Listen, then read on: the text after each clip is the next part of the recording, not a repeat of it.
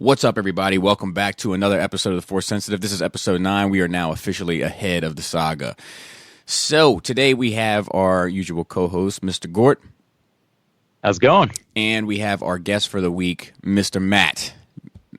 Hey, what's going on, fellas? Matt, you have been, I've known of you for years, but this is the first time that we've actually ever spoke. So it is a pleasure to actually meet you in some regard. Double to you, Bobby. Like I've said earlier, I broke my back 2 years ago, and if it wasn't for Nerd Rage and my girls, I wouldn't have made it. So I just want to say thank you for that. Well, there's not many people that know this, but we'll go ahead and put it out there. All of the Nerd Rage cast members are actually certified masseuses. So we traveled up to Matt's home and gave him special attention, if you can catch my drift, to get him through these hard times. Thank you, Uncle Dolphin. Thank you, Uncle Dolphin. He's the one that taught us, actually. So how are you healing and all that? How are you recovering? So I just had another surgery where Correct. they added some heavier duty hardware. I'm walking with a cane, which is kind of a bitter pill to swallow currently. Is it pimping at least? But I could probably beat somebody to death with my cane if that came into it. So that's good. Good. But yeah, no, things are going really well. I'm never going to climb a tree again, unfortunately, but my pain level and my mobility is definitely on the upside. So, well, what are you, Michael Jackson? You don't need to be 40-year-old and climbing a tree anyway. Well, it's my happy tree. All right. Damn the rules. So damn the rules. So let's get down to business. I'm glad to hear that you are recovering, and I wish you even more so over the next few months. Thanks, Bobby. But let's get down to business. So when did you first become conscious, aware, or see Star Wars? So I was probably 9 years old. Okay. We had just gotten HBO, and I come from like a middle class working family, so like HBO was a big deal. So I don't know what my parents were having. They were having like some kind of like, I don't know if it was like a marital aid sales type thing, but they were having a bunch of people come over. Oh, it was probably, it could have been a key party. It could have been. But so here's the. So my younger brother, who was 2 years younger than I, they rolled the TV into my parents' bedroom, and they're like, "Look, if you have to use the bathroom, knock on the door. We'll come and get you and take you to the bathroom." So a weird situation. I don't really want to know. Right. But what was on the television was Star Wars. It was on HBO, and I was like, "Oh my God, this is unbelievable! Like, who's this big furry dude?" Yeah. Like I just totally enthralled with the world and, like, what's this all about? And then, talking to my father about it, who's like a super nerd, and having him say, well, there's a second one that's already out. I'm like, what? Yeah, dude. And there's going to be a third. And I'm like mind blown. Yeah, I always it's something I think about only in hindsight, but like I had no concept that there was more than one, and right. And when my dad brought home that second one, it was like, what? Like, I was perfectly content. I was like, this is gonna get me through life, this one film, and then all of a sudden it's like, whoa, my God, there's 6 hours of this stuff to dig into. Right. And at that point, Jedi wasn't out.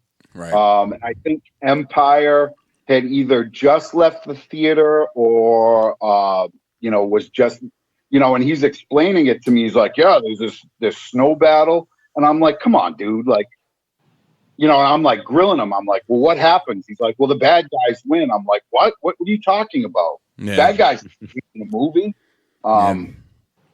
And then I saw Empire on. Well, look. On HBO. Before you get into Empire, let's take our time for a moment. So, you were a big Chewbacca fan. I take it from the comment that you dropped. And I was too. It makes me want to ask you a question. Did you have pets? Yes. What did you have? Yes, we had a cat named Shannon, who was like kind of a crummy cat. And then I had my dog Scooter. Okay. Who was like this big, fluffy German Shepherd. You know, that was my guy. You know, we did pets. I ask because like I was obsessed with Chewbacca and Han Solo's like relationship as a kid, and like I didn't have a dog, you know, and I always wanted a dog. My uncle had Akitas, you know, and I used to love just going over there and just being around the dogs. And then the moment that I moved out, you know, like I think I moved out and got my own place in July of 2004, and I had a dog by August 2004. You know, like I'm all in on this dog life. Yeah. So it's just curious to me that like I do think there is, you know, obviously they're friends and companions and everything else, but like there is something that I think resonates about those two with us and, you know, our pets. You know, I think it goes even deeper than that, Bobby. I think it goes to the level of you have that person that's 100% loyal to you. Oh, definitely. You know, like even when you say something in public and I don't agree with what my guy says, but I got his back. And then maybe behind closed doors, like, really? You said that? Like, what are you thinking? And that was always my thing. It was like me and my brother. There weren't a lot of kids in our neighborhood when we were growing up. So if I had playtime, it was me and my brother, you know. So there was that bond, and he was always a Han Solo guy. Yeah, he liked Han. I liked Han too, but like, give me more Chewie. Right. Like if they just made Chewie movies from here on out, I would die a happy man. Right. All right, I'm gonna remember that because there's some questions I want to get to regarding that later. I'm gonna make a little note of that. I'm very professional these days. I gotcha. So, did you collect at all? Did you get into any of the 3 3/4 or anything around that time, being exposed to it? So there wasn't a whole lot on the shelves at that point, but I had a Chewbacca. My brother had a Han Solo, and my cousins had a Falcon, and they left that thing outside. And every time I went over there, it was like full of green water, and it bummed me out. We didn't have a whole lot of Star Wars stuff. At that point, we were like busting into the He-Man type stuff, and then G.I. Joe. So we didn't have a ton of Star Wars stuff, but I had a Chewie. We had like some stormtroopers. I had a Vader with the straight up plastic cape. You know, it was for sure. It was just you just slid his arms through, and then it was like a vest cape. Yeah, backwards. Yeah, and it almost had like a Count Dracula swag with the collar. Yep. Oh, you bend them down too. Yeah, those were funky for sure. And I like the little like extra fluff that hung off the lightsaber. Did you ever have any that had those? Oh yeah, yeah. I would bite that off. Yep. You know what's funny? I have most of my vintage figures in some capacity, and like when I go back and look at them, like all of their hands are like chewed to nothing. Like I don't know, because you had to bite their hands so they would grab the gun. maybe that was it. You had to like bend that thumb so like you get a solid grip, so he wasn't like holding the gun like some sort of dirt. Yeah, which was hard to overcome. All right, so and another thing while we're on the topic, there was nothing worse, dude, as a kid, going to somebody's house that had the stuff that you wanted and they didn't give a shit about it. Oh, like we didn't have a ton of money. Like we weren't like poor, right? But we didn't have a lot of extras, you know. And my cousins like were a little bit more well-to-do, and they'd have like tons of stuff. I want to say they had an ATST, like the big dog walker. Yeah. And like that was outside, and like it was outside in the rain, and I'm just like I would give my eye teeth for that. and you don't even care. Like it's outside, like in your sandbox, all shitty. What's funny, man, is I zero in on this one point in my life that might have been like the critical moment that has kind of put me on the path that I'm on of like acquiring all these things as if it has some sort of intrinsic value. And like, I think it's this. I was at my mom's house. My mom had moved. And anybody that listens to Nerd Rage or whatever knows that my relationship with my mother is complicated to say the least. But just a little strained. So the one complicated is putting it mildly. the one thing I will always give my mother, the one thing I will always respect about my mother, is that my family. I come from this family of like hardworking people, and my mom is that to the T. Like she sacrificed everything for her work. She worked her ass off, and we went from, with my mom on my mom's side, from homeless to an apartment to a single family home, and that was just her grinding. And that ain't no joke. That's not a joke. So I'll give her that to the day I die. But when she moved into this single family home, it was the first single family home I'd ever been in my life. Like none of my friends lived in that. My friends lived in apartments or townhouses, and it was amazing to me. And there was a sandbox outside, and I was like, oh my God, like I'm taking my Star Wars figures out there right now to play Tatooine, or Jabba's, I built like dug out a little pit in the whole bit, right? This kid came down and he introduced himself, and he was like, you want to go play? And I was like, yeah, sure. And I left my stuff in that sandbox, and my mom threw out the sand with the figures in it, like, 'cause she just didn't care.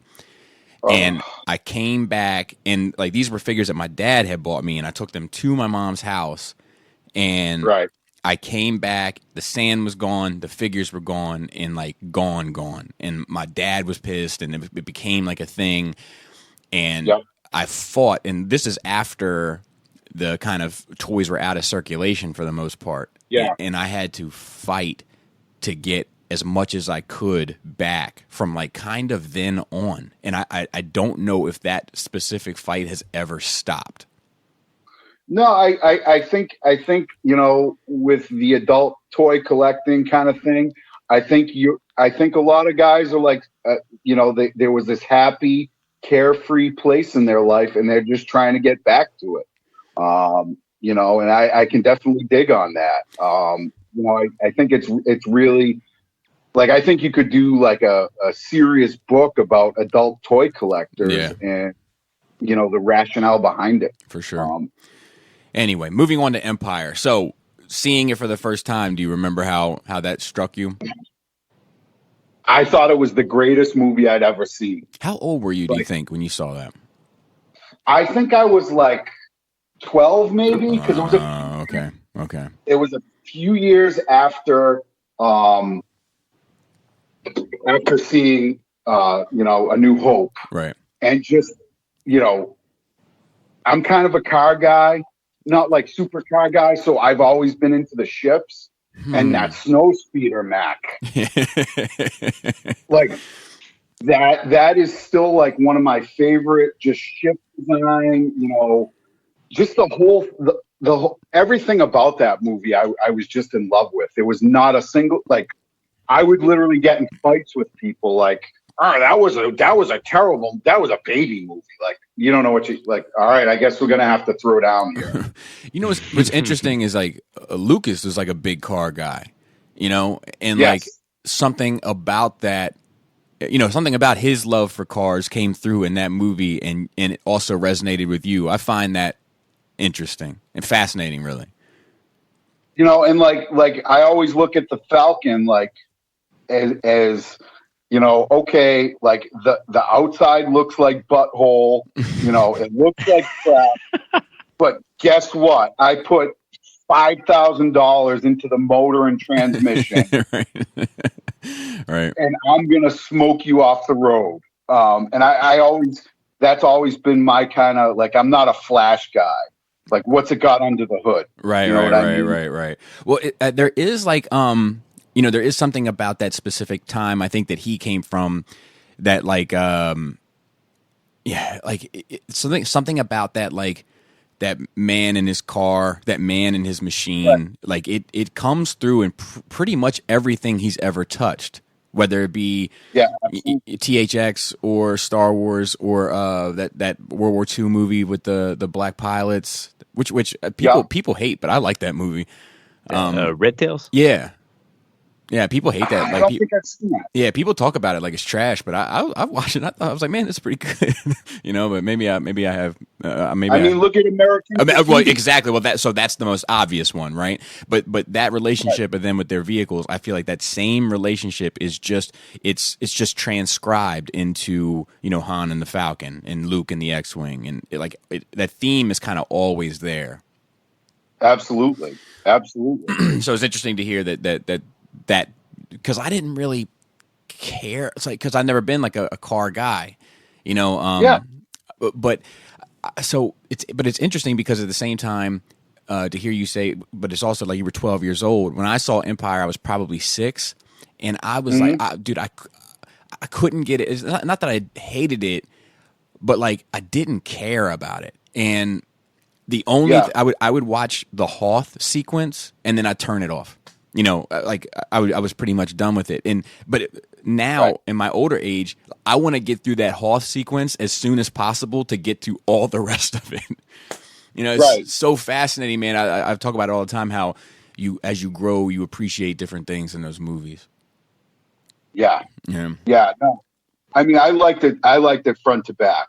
I love the Hoth thing. And when I was a kid, we had this. It was like an entire wall with a giant cork board. We had these push pins, and I would talk to my dad about like, okay, so if I was the rebels, this is how I would deploy my forces. And I use the push That's pins awesome. That's incredible. See, now I know you're a tabletop guy. That's good. Yeah. And it was just like, like, okay, like our blasters aren't going to do it. All right. So what's plan B? All right. We got these tow cables. We're towing around something with these vehicles. Like, I know, we'll just trip them up. Right. Like just fascinating to me. Yeah. The Leia, the whole Han and Leia thing. Yeah. And of course more Chewbacca. I just from start to finish that is, and it's still my favorite Star Wars movie. Hands down. Yeah, for sure. The 3PO gets a lot of jokes off in that movie. That like, if you compare it, in a means of tact to episode 2, like it's a lot more clever. The stuff that he well, at least you're in one piece. Look what happened to me, and like all that stuff that really does land as like a comedic moment that doesn't take you out of the movie. Yep. Well, I think in that film especially, 3PO got a set of genitals. Yeah. Because in the first one, he's just like, oh, don't deactivate, like just kind of a punk, you know. And in Empire, it's like, okay, they're not going to melt me down for scrap. I'm going to get a little mouthy up in this bitch. When he says, "Please, no, please don't get up," that's a funny beat to me. I will say also that thinking about it now, watching Empire, like the voice of, I guess, the stormtroopers that are in that room, it never seemed like a stormtrooper voice to me. Like I was like, this isn't what they would sound like. No. I always struggle with that, but also like the R2 says his chances of surviving out there are so many to 1, but he has been known to make mistakes, and then he leaves that beat from time to time. That's a good moment. Like, I'm not taking all your hope away, but let's be real. And like he couldn't in his heart. He couldn't let the mistake thing ride. He had to like be like, look, but it's rare, like, right. I love those little moments in that movie. That like there's a lot more, I would argue, character moments in that movie than in most of the movies. Maybe with the exception of 8, in my opinion. but like the little stuff like Han saying goodbye to Luke on Hoth, Right. and there's a lot of little character beats in that film that I do feel like Star Wars could use more of in general. Well, I feel like there were I totally agree, and there were a lot of beats in that film that made you love these characters. Yeah, definitely. That was just like that. Like, okay, I like these characters, but I think Empire is like that Old Bay seasoning that just brings everything to life. I like the way you talk. Yeah, well, I'm from New England. If you can't tell from my super thick accent, yeah. I get Old Bay, and like I put that on eggs. I put it on just about everything. And my family is like, mayo is kind of spicy. I'm like, white people. Yeah. The other thing I was going to talk about briefly was just that with Empire is like there's something about that movie that it's just done so well, and really I feel like it's a movie that it makes 4 make more sense. It makes 6 make more sense. Like it makes every other movie that's ever been made make more sense. From strong connective tissue. Correct. Well, I also feel like they filmed that and did that in such a way that you actually feel like this is a universe that's lived in. Just from the small little details. Whereas A New Hope, it was kind of like, all right, you're kind of telling the story, and like the side stuff is the side stuff. I just felt like, where the Falcon wasn't working right. Right. And he punches it. Like, yeah, and it's just like, I love when he. That's like the best moment ever. Like I feel like when he turns the Falcon on, it's like, and then he punches it one time. It's like it's so good, dude. And that's like, if you're a car guy, you've been there. Yeah. I mean, you spent all day wrenching on something, and you're like, all right, here we go, and you turn the key, and it's nothing. For sure. And I'm sure that we could talk about Empire all day. But what about Jedi? What's your experience like with that? So Jedi, I remember my parents were away in Louisiana, and my grandmother took us to see Jedi, me and my brother. We saw it in the theater, and we didn't go to the theater very often. So it was like really a treat. Right. You get that big popcorn. My brother was a diabetic at that point, a type 1. So we didn't have like candy at the house or whatever. Right. My grandmother's like, all right, what do you guys want? I'm like, I want a large Coke. Like living the dream. Right. Some M&Ms and, watching Star Wars. I liked it, but it wasn't Empire. So it was a little bit of a letdown. But you saw this one in the theater. How old are you? Yeah.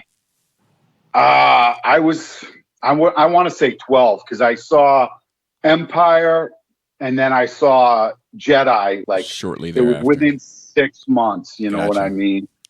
And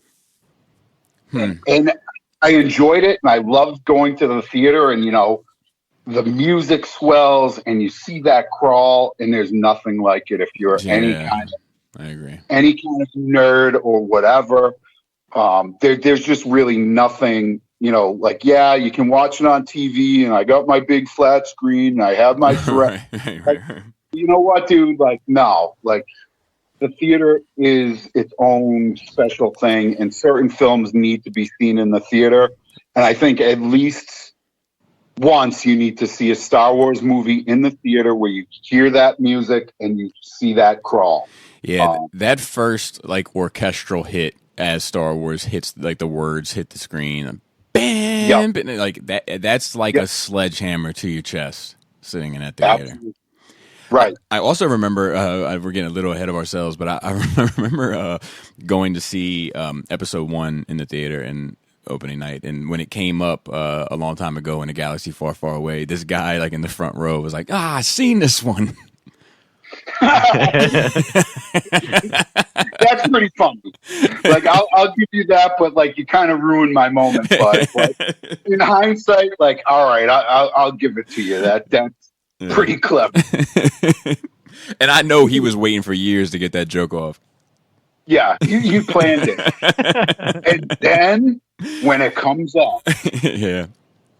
So, yeah. so what was because you saw this like at an older age than I did, and so I'm curious as to you liked it, but you were kind of disappointed only in the fact that it didn't live up to the previous film, which in hindsight I can 100% see and kind of agree with, if at the very least understand. But what zeroing in on it, what do you think the elements were that kind of left you unfulfilled in comparison? I didn't like the whole Ewok stuff. Yeah, that would have been my guess. Yup, no. Like Chewie had a moment with Ewoks, and I was okay with that. Like, all right, like Chewie's doing damage, with his little furry buddies. Like, okay, that's cool. I just thought it was, and you guys have touched on it. It's like, okay, this primitive race takes they're sharpening sticks over a fire.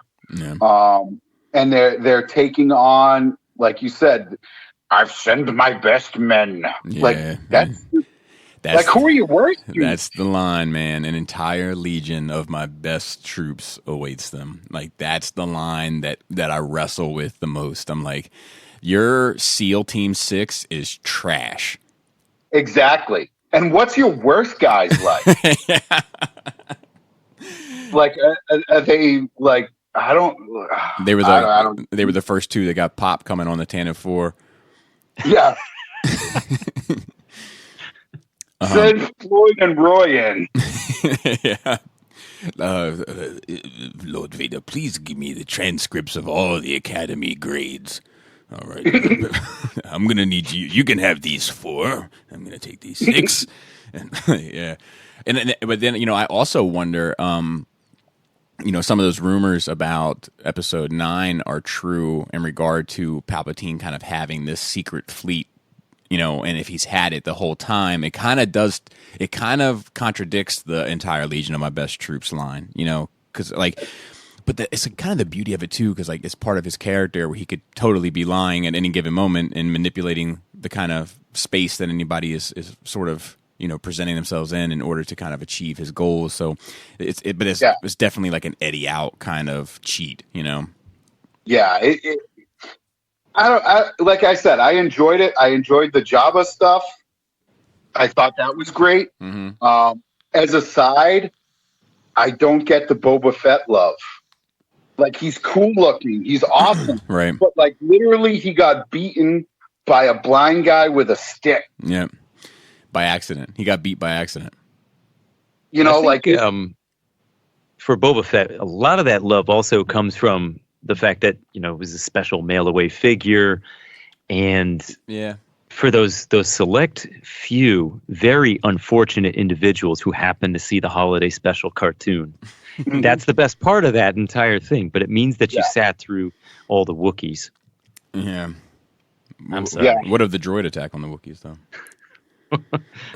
They could only be so lucky for that. But yeah, now, so let me ask you this, because this is something I've been kind of interested in, feedback-wise also, is what were your thoughts on Palpatine? I always thought, so initially when they first showed the little holocron of Palpatine, I was like, oh, is this some sort of alien? Like, in Empire, it's like that like super hazy, like giant brow ridge. Like, what's going on with this cat? Like, right. Oh, I always thought, so Palpatine was like, who is this guy? Like, there weren't a lot of answers, and there weren't, it was just like, okay, how did this guy come to power? I always thought he was just kind of creepy, like this creepy old, like the Family Guy. Want to come down to my basement for some wine? Like, I kind of got that vibe off him. Like, he's gonna offer me candy and take me into his van. Yeah, I do think that there is something about him, seeing it as a kid, that is scary in that regard, because he's not physically imposing. No, he's creepy. No. He's absolutely creepy. And when I finally saw him, I'm like, oh, what's the deal with this guy? Like I thought he was an alien. I thought he was just like some kind of different type of humanoid that was like wrinkly and, sunken eyes and whatever. Like I never put two and two together till I saw the prequels, that he was actually a human that, went afoul of some force lightning is wont to happen. I will say I was doing a little bit of research on the side, and it says that following the scenes of Boba Fett appearing in comics and being popular supporting character, George Lucas admitted that he had no idea that the character had become so popular. He mentioned that if he had known, he would have given the bounty hunter a more memorable death scene and considered putting him crawling out of the Sarlacc in the DVD release in 2004. But ultimately decided against it. I also came across this little bit of information about Return of the Jedi that I find super fascinating. Like during the shot in which Salacious Crumb is chewing off C-3PO's eye, Anthony Daniels had a panic attack while in the C-3PO suit. While filming, he didn't say his lines. He just was repeating, get me up, over and over. They dubbed over the lines and used that take in the final cut. Oh, no kidding. So like him freaking out on his back is like for real. Did they say why he was freaking out? I don't know. It doesn't say. Oh. That's got to be super. I can't imagine you can really see all that great out. Yeah, and there's got to be some claustrophobia involved in, and then the lack of, like, I'm sure he couldn't actually literally stand up, so he's kind of helpless, like literally helpless. Yeah. And I bet it's difficult to even breathe in that, So if you start like, hyperventilating or whatever, it's like this chain reaction of disaster. So I totally, I can't fault the man for having an issue in that suit, because that's going to be brutal. And there's a lot of behind the scenes footage of him bumping into things and falling over. You'd think he's a stormtrooper, but they left those shots in the movie. There's a couple other things on here I'm going to read. That the Emperor's chair was mechanized so that it could rotate when the scene called for it. However, the mechanism never worked properly, so Ian McDiarmid had to make it move by shuffling his feet. A piece of tape on the floor told him when to stop, so it would not be visible on camera. Wow. So he's just shuffling his little feeties under that robe. Yeah. And he said, how simple do you think that mechanism had to be for a chair and they couldn't get that to work? Yeah, I know. Right? And it said, when Leia gets wounded, if you look closely, you can spot Han Solo accidentally grab her breast before immediately correcting himself. Wah, wah. But in the same notion, it says that Carrie Fisher complained about her costumes in the previous two movies. She said that they were so long you could not tell she was a woman, and these complaints is what partially led to her outfit in the Tatooine Jabba's palace bit. See, I gotta disagree. I know I'm going back to Empire, but that Leia in the Bespin white, like not when she's all dressed up with her hair like that, when she gets on the Falcon. Oh, good gravy. I'd go to war for that woman. Yeah. Like, oh my God. I don't know what it is. I don't know if it's little hair doodads or just that Bespin Leia, man. Like, whew. Yeah, no, she's beautiful, like in all those movies, to be fair. All right, so Dark Times. Moving into the Dark Times. Mm-hmm. How did you do? How did you handle it? I didn't handle it too badly because I had other interests. I was heavy into fantasy stuff, so there was, a lot going on, in other like aspects of nerddom, for me personally. But anytime somebody was throwing down some Star Wars, I was all about it. I'd be like, well, the Millennium Falcon is really like a Chevelle 454 that's kind of rusted out and blah, blah, blah, blah, and you just go on. Right. So I didn't have a hard time with it personally. We taped both of the Ewok specials. We did too. Well, actually, we only taped the one, Caravan of Courage. I didn't have the other one. So we taped both of those. I hated the brother. I was like, look, yes, if that was me, like, if that, like you're trash. You're the older brother. You're supposed to be looking out for your little sister. Like, really? Yeah. You're a Dollar Tree Han Solo at best. Oh.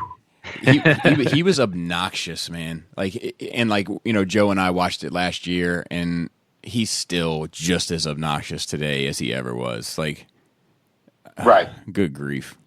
Well, yeah, him getting didn't have to worry about that in the second one. Yeah, him getting blasted in the first 5 minutes. I'm like, good, get the F out of here because you're a trash. Her whole family. Yeah, that was a dark show, man. That second one specifically. That first one, like, it's relatively lighthearted, but man, the second one is definitely dark. Yeah, no, it definitely took a terrible right turn. And then there were the cartoons we watched, the Ewok. It was like Ewok something.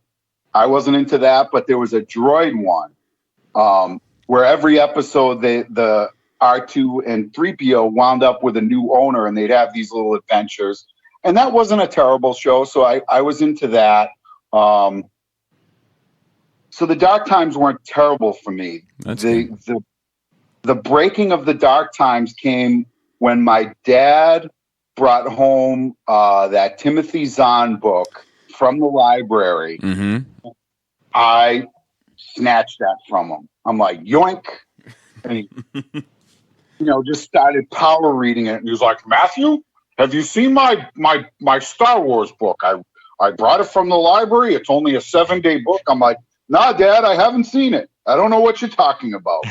Meanwhile, I'm like flying through it, reading it, just devouring it. Yeah. And I think at the end of that, I like put it under his bed. I'm like, I saw a book under the bed, Dad. Is that it? He's like, oh gosh, it must have fallen off the bed. I think that a lot of people, like when I talk to people about that book, everybody read it, and like the way they talk about reading it, like nobody says like, yeah, man, I picked it up and I read through it. It's like I devoured it. Right, I think people were so hungry for that stuff that they like. Yes. It could have been. It happened to be good, but it could have literally been anything. Yeah, I mean, at that point, I think people were so, like you said, I would say starved for Star Wars material, that it was like just like this, like little half a chicken salad sandwich. Exactly. What did you think of? Did you get into the EU from that, or was that sort of where it started and finished? I did, but I got very rapidly disappointed with the EU. Mm-hmm. I read a fair amount of the books. The ones that I did like were like the kind of like Tales from the Cantina. Yeah, it would be like, oh, what happened to Bib Fortuna after Jabba gets killed, and like I like those short stories, but some of those long form books, man, trash. Yeah, for sure. And I've never been a huge Skywalker fan. Mm-hmm. Like I like the side characters more than Luke. I always thought Luke was like you're kind of a bitch. Yeah.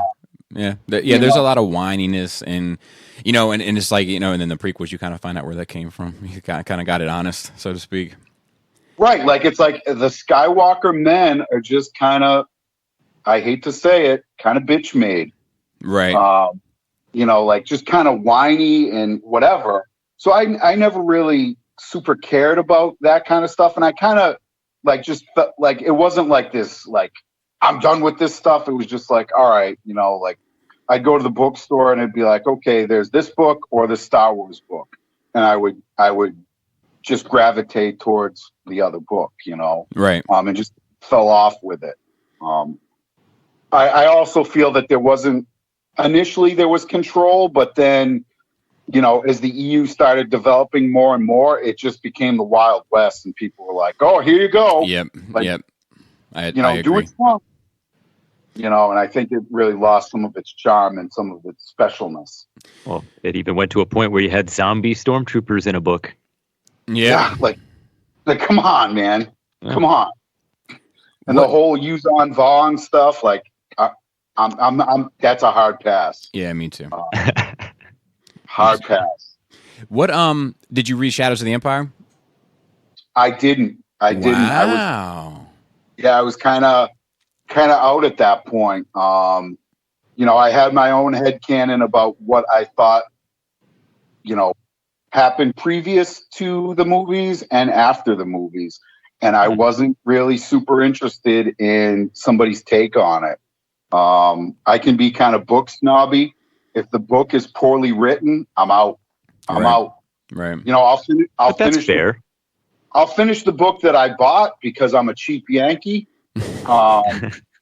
Like, I'll finish it, and even if it's the worst thing I've ever read in my life, I'll finish it, but I'll never buy another. That makes sense. Yeah. So did you play the game? I did play the game a bit. The game that I really loved was Rogue Squadron from N64. Dude, that thing was great. How has that never come up on here? I know. That was an amazing game. I feel like that is the penultimate Star Wars flying type game. I agree. I never got into TIE Fighter because it's like on a computer. Yeah. I ain't got to that. You know, I want to put something in a system, pick up my controller and go.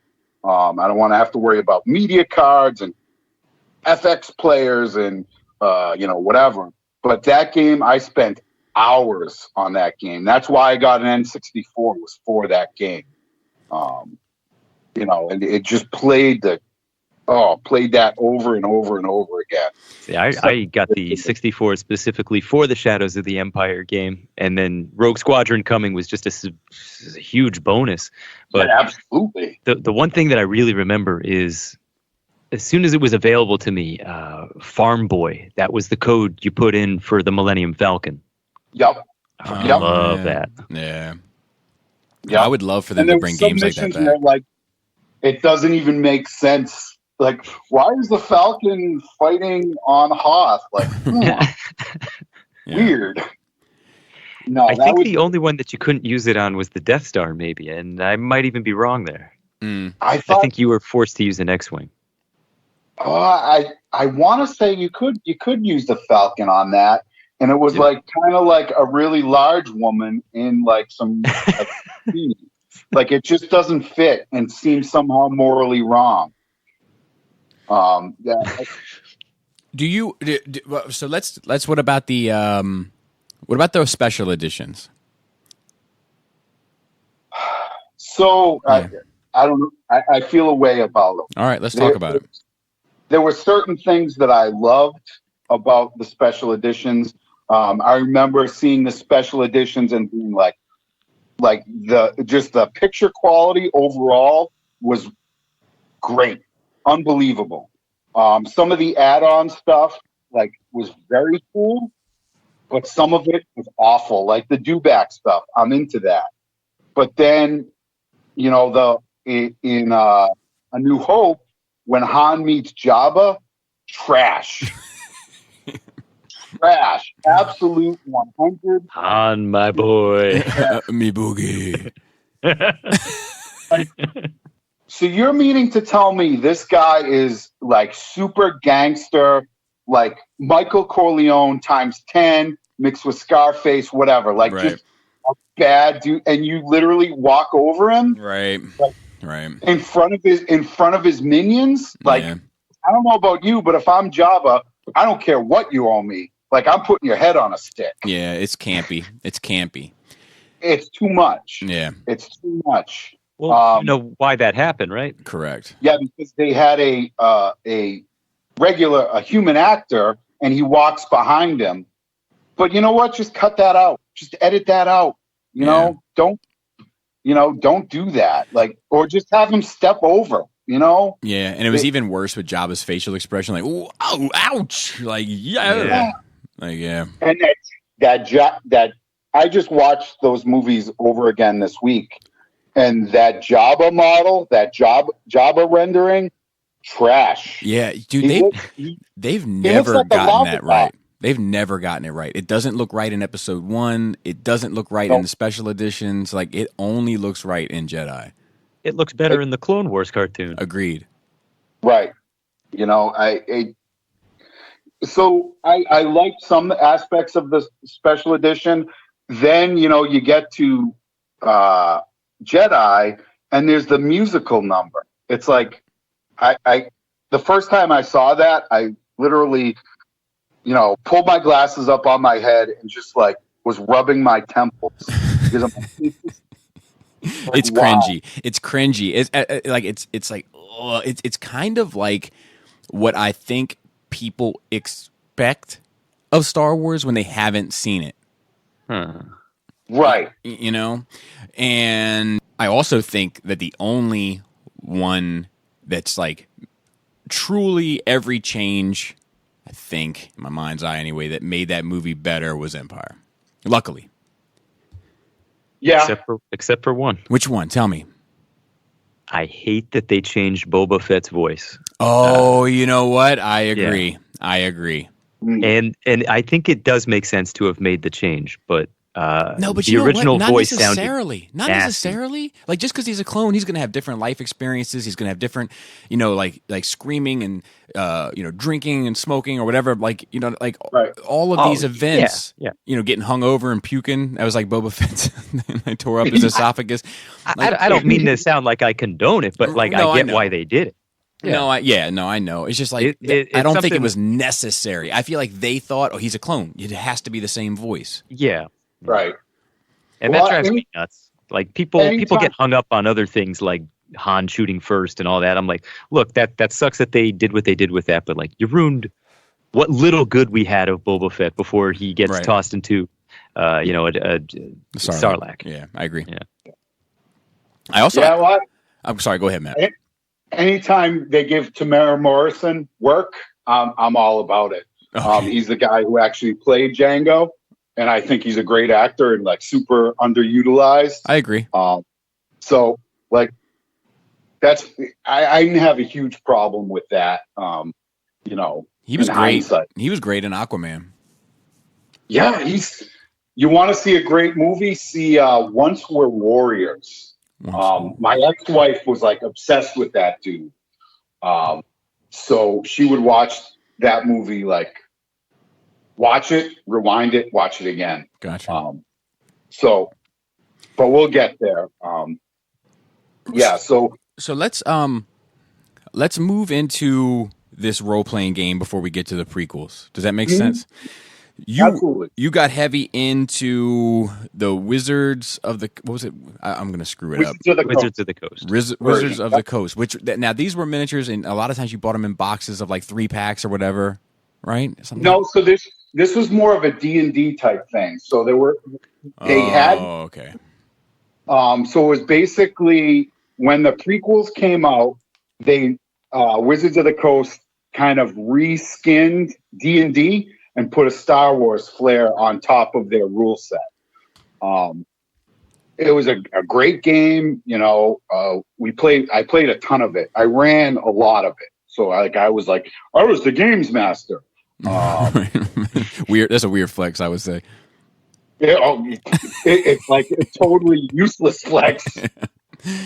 But having said that, you know, it was after episode 2. So we were playing in that time frame, like after episode 2. So I kind of had to figure out how am I going to get rid of the Jedi to fit this narrative? Mm-hmm. So that there was a lot of that, and it was a great game. Like there was a lot, like little extra fluff, and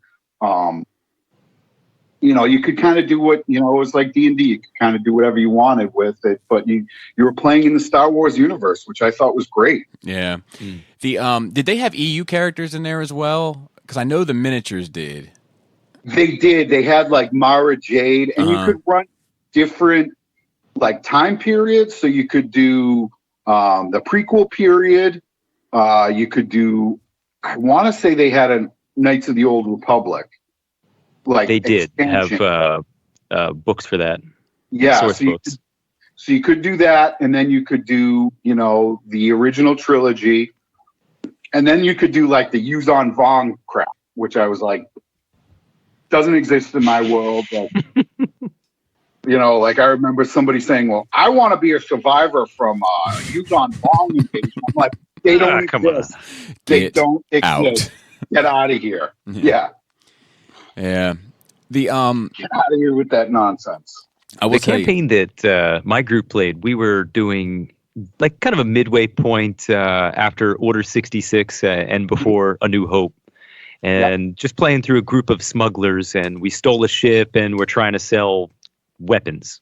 Yeah. And that's the start of our campaign. I'm not going to get into, all the meat and potatoes there, but no, it was a good time. It was a good time for sure.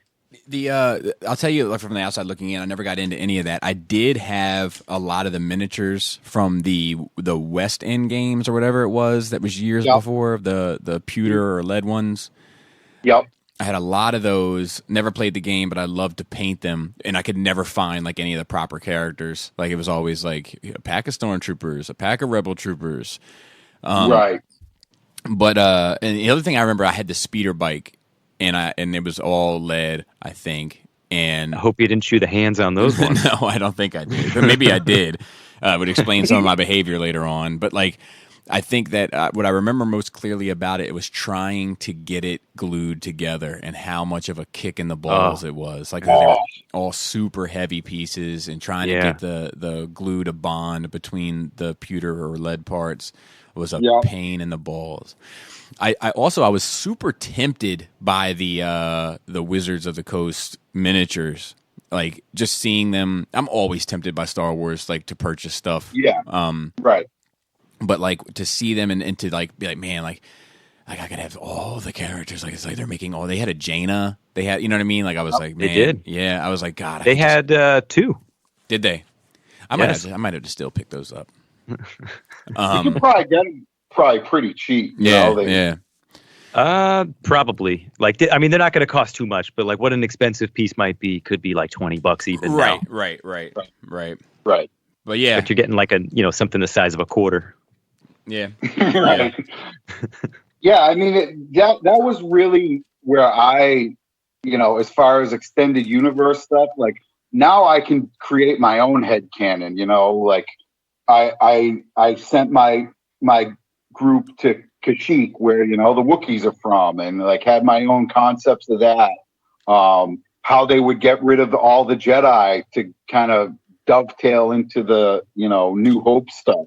Right. And I had my own ideas before I saw, Revenge of the Sith, about how that would all go down, and, was pleasantly surprised how they did it in the films. It was a little different from what I envisioned, but it was Revenge of the Sith did something a little funky with the Wookiees. They had, the beach battle. Yeah. And the only time that you ever really got to see their planet before this was the holiday special, which really barely counts. Right. And the Knights of the Old Republic video game, where you were like high up in the trees, and there was some serious city action going. Like, it looked more like the Ewok village, but like bigger. So, being a super Chewbacca and Wookiee fan, I did a lot of research on Kashyyyk, and basically the way it was described that I thought was the best, was it's like a arboreal planet, so it's like giant trees, but every layer you go down, you have your top layer. Every layer you go down, the creatures, and it becomes more and more dangerous the further you get to the surface. I like that. You never actually get to the planet's surface because it's so incredibly dangerous the lower you go, because, the creatures and beings and whatever are, more and more vicious and intense. Makes me think of Knights of the Old Republic. Yes. Yeah, and that's exactly where that came from, and So I thought that was cool. Yeah, very much so. Let's circle back a bit and talk about the first time you saw the trailer for episode 1. Blown away. Yeah. Blown away. Because it was like you were right on like you've talked about it before, you were right on the edge of, the internet age. Yeah. So you couldn't automatically just go and be like, oh, I'm gonna watch this trailer 35 times in a row, and it's gonna take me 2 seconds. It's like you have to put in work. Yeah, man. I do wonder if, how much of that accessibility takes away from the magic. I would be in the camp where it absolutely takes away from the magic, because it's not a special event. Right. It's even like, back in the day on MTV with videos, a new video from your favorite band would drop, and you'd watch that shitty ass channel for hours, just waiting to see that video again. You know, you might even, you know, get your VCR all fired up. 100%. 100%. You know, it takes away from the magic. I absolutely believe that. Yeah, there's something about I remember when the episode 3 one was premiering, Adam TiVo'd it, and we felt like we had like beat the system. Like now, we could, you know what I mean? Now we could watch it whenever we wanted, and it was, you know, right. But yeah, I feel, you know, seeing that first trailer and the music and the expectation was like through the roof. Yeah, agreed. So let's talk about how that expectation played out for you. So to be fair, I was working for a guy who, like, I was basically packaging like airplane model kits. That was my gig. You know, just put them in a box, vacuum sealing them, and they go out to ship. That sounds cool. This guy was a huge Star Wars fan, and he's like, look, I'm going to pay you to go and stand in line to get tickets. He's like, get whatever tickets you want. He's like, I want 6 tickets for the original showing. And it was a whole bunch of people out there, you know, waiting in line for pre-sale tickets. It was like concert level shit. That is awesome. And everybody, we were playing the Trivial Pursuit Star Wars game in the lot. Like, it was a blast. And then I saw the movie. And I don't know if disappointment is the right word, but it's in the ballpark. Talk about it. So, of course, we have Jar Jar. And I mean, what's said about Jar Jar has been said about Jar Jar. So I'm not going to rehash that. That kid that played Anakin was so bad. Like, that kid, like, I don't know what pictures his family had or how Lucas was like, yes, this is a great casting choice. I would have rather have Lucas's goiter have been. Did you have you ever seen that making of episode 1 bonus footage where no? So I highly, like, to anybody listening, like, I can't recommend it enough. I think so. The documentary, I believe, is on the original DVD release. It may be on some of the others, and it's 1,000% on YouTube. And there's a number of fucking amazing things on it, but one of them is them showing who they were casting, or who Jake Lloyd was competing with. And dude, there's this kid that just has Anakin. It's almost as if he came out of the womb with Anakin tattooed on his fucking forehead. Oh no! And everybody around Lucas is telling him, like, "Hey, what about this guy? What about him? We're not forgetting about this guy, are we?" Like, and then, like, he's like, "Oh, I'm gonna narrow it down to these 5," and he's like still in the running, and then, you know, somebody else will come in the room and be like, "Ooh, this I'll tell you what, this kid was really good. This one," it's like, you know, everybody is trying to tell him, and he picks Lloyd, him, finger on the board. That's him. Yeah. And it's almost like a, okay, and like they show Jake Lloyd's audition, it's trash. He doesn't know the lines. He's screwing up the pronunciations, and this other kid is on it. And it's like, there's something, man, like, I would love to crawl inside of that dude's head, so to speak, for just a minute to just see with some of these decisions, like, what led him down the road that he went on, because I hate projecting what people were thinking or feeling, but watching it, to me, it felt like he was just like, I'm in charge here. If you all tell me to go left, I'm going to go right. Right. And I mean, he does have some level of casting, you know, like casting Carrie, casting, so I don't know. I think maybe he's like, nobody sees it, but I see this kid's going to be a big star. Yeah, and I also think that there's some of that like I know better than the system mentality that he's carried with him his whole career. Absolutely. That comes through. There's this other sequence where he's telling, dude, it's like, you know how like I don't know, you hear like a great record, or you hear like or you watch a great movie or a great show, and you're like, man, I want to know what it felt like in the studio when that last line was recorded and they realized exactly what they had. Like, what does Michael look like after he hears Billie Jean played back for the first time? You know, I think about stuff like that, and there's this one moment that it actually is that moment, and it's Spielberg is on the set of the Outside Naboo battle, and Lucas is talking to him, and he's like, so yeah, it's going to be all these robots coming down here, and then on this side, all the Gugas are going to be coming out of the forest, and there's going to be this massive battle of Gugas versus robots, and you can see in Spielberg's face that he's like, man, I don't know, dude. Yeah, like George, you're my boy and everything, but it sounds like shit. But I think nobody wants to tell him, because nobody wants to be the same group of people that told him episode 4 wouldn't work. Do you know what I mean? Right. But it's just so amazing to watch just all the yes men that he was surrounded by at that time. Rick McCullum being the biggest, you know, like Rick McCullum is the Jawa fanning Jabba. No, absolutely.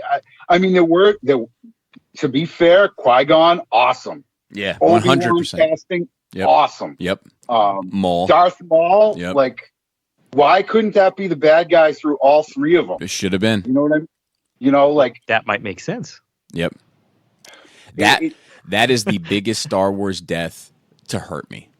And I mean, I know he came back. I get it, but you know, like Court and I say, if it's not in the movies, it doesn't count.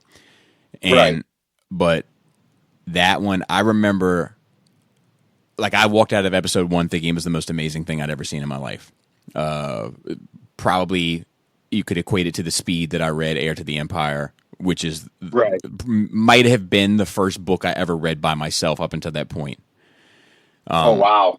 Yeah, because I was just like, man, I was in school and you're supposed to read these books. I was like, man, I'm not reading this. You know, I would throw it in my backpack knowing, like, there's no way I'm reading this. Like, like my grandma would try to read chapters to me because I'd be failing school, you know. But like, you know, and then, you know, I was the kid the next morning that was like, hey, man, you got the homework? You know, like that was me. Yeah, I get it. But see, I've always been a reader, you know. Right. And but I do get that. I just remember leaving that theater, you know, again, it was me and my brother. We saw it. We didn't see it opening. We saw it like the next day at like noontime or whatever. And that little bastard had already seen it. Right. You know? And so we went and saw it. And like, I remember on the ride home, like, yeah, so Qui-Gon was really cool. And he's like, yeah, but what about like the 20-minute pod race? Like, what was that all about? And what was up with that little kid? I was like, Andy, don't ruin this for me. Qui-Gon was awesome, and Obi-Wan, awesome. Yeah. You know, so I didn't really say much negative about it because I wanted it to be so good. Yeah. And it just wasn't. You know, it's just not a great film. I just wanted to circle back one quick moment. The 2 things I want to talk about regarding this movie, but one of which, just to tie back, was, even though I walked out of the theater saying how much I loved it and how much I wanted to know about this new world, which is like another one of those like classic Star Wars tropes for fans. I feel like I had the same thing after episode 7. It's like I need every bit of information on this world immediately. But I remember my wife, my girlfriend at the time, coming back to my house, and like we were just laying on my bed, and there was a point where I was like, that's all the Darth Maul we're ever gonna get. And like when that really sunk in, not to put it on the same level, but there is something about like when I've had friends that have died, which unfortunately I've had far too many. But I have this moment. It comes at a certain point. Like it comes after the grieving, it comes after the mourning, it comes after the accepting, it comes after all of that. that I had this point where I'm like, I'll never see that dude again. Like this finality of it all. And that's the only time I've ever had it with a fictional character was Darth Maul. I'm with you. That's the same thing. I've dealt with the same thing where it's like, I'm never going to, I was a heavy smoker for a long time. Like, I'm never going to have a butt with this guy again. And so to speak. It's brutal. Yeah, I agree. So the other thing I wanted to talk about was like, this is probably the biggest flashbang of Star Wars merchandise that probably I think has ever been ever. Yes. Agreed. Did you get wrapped into any of that?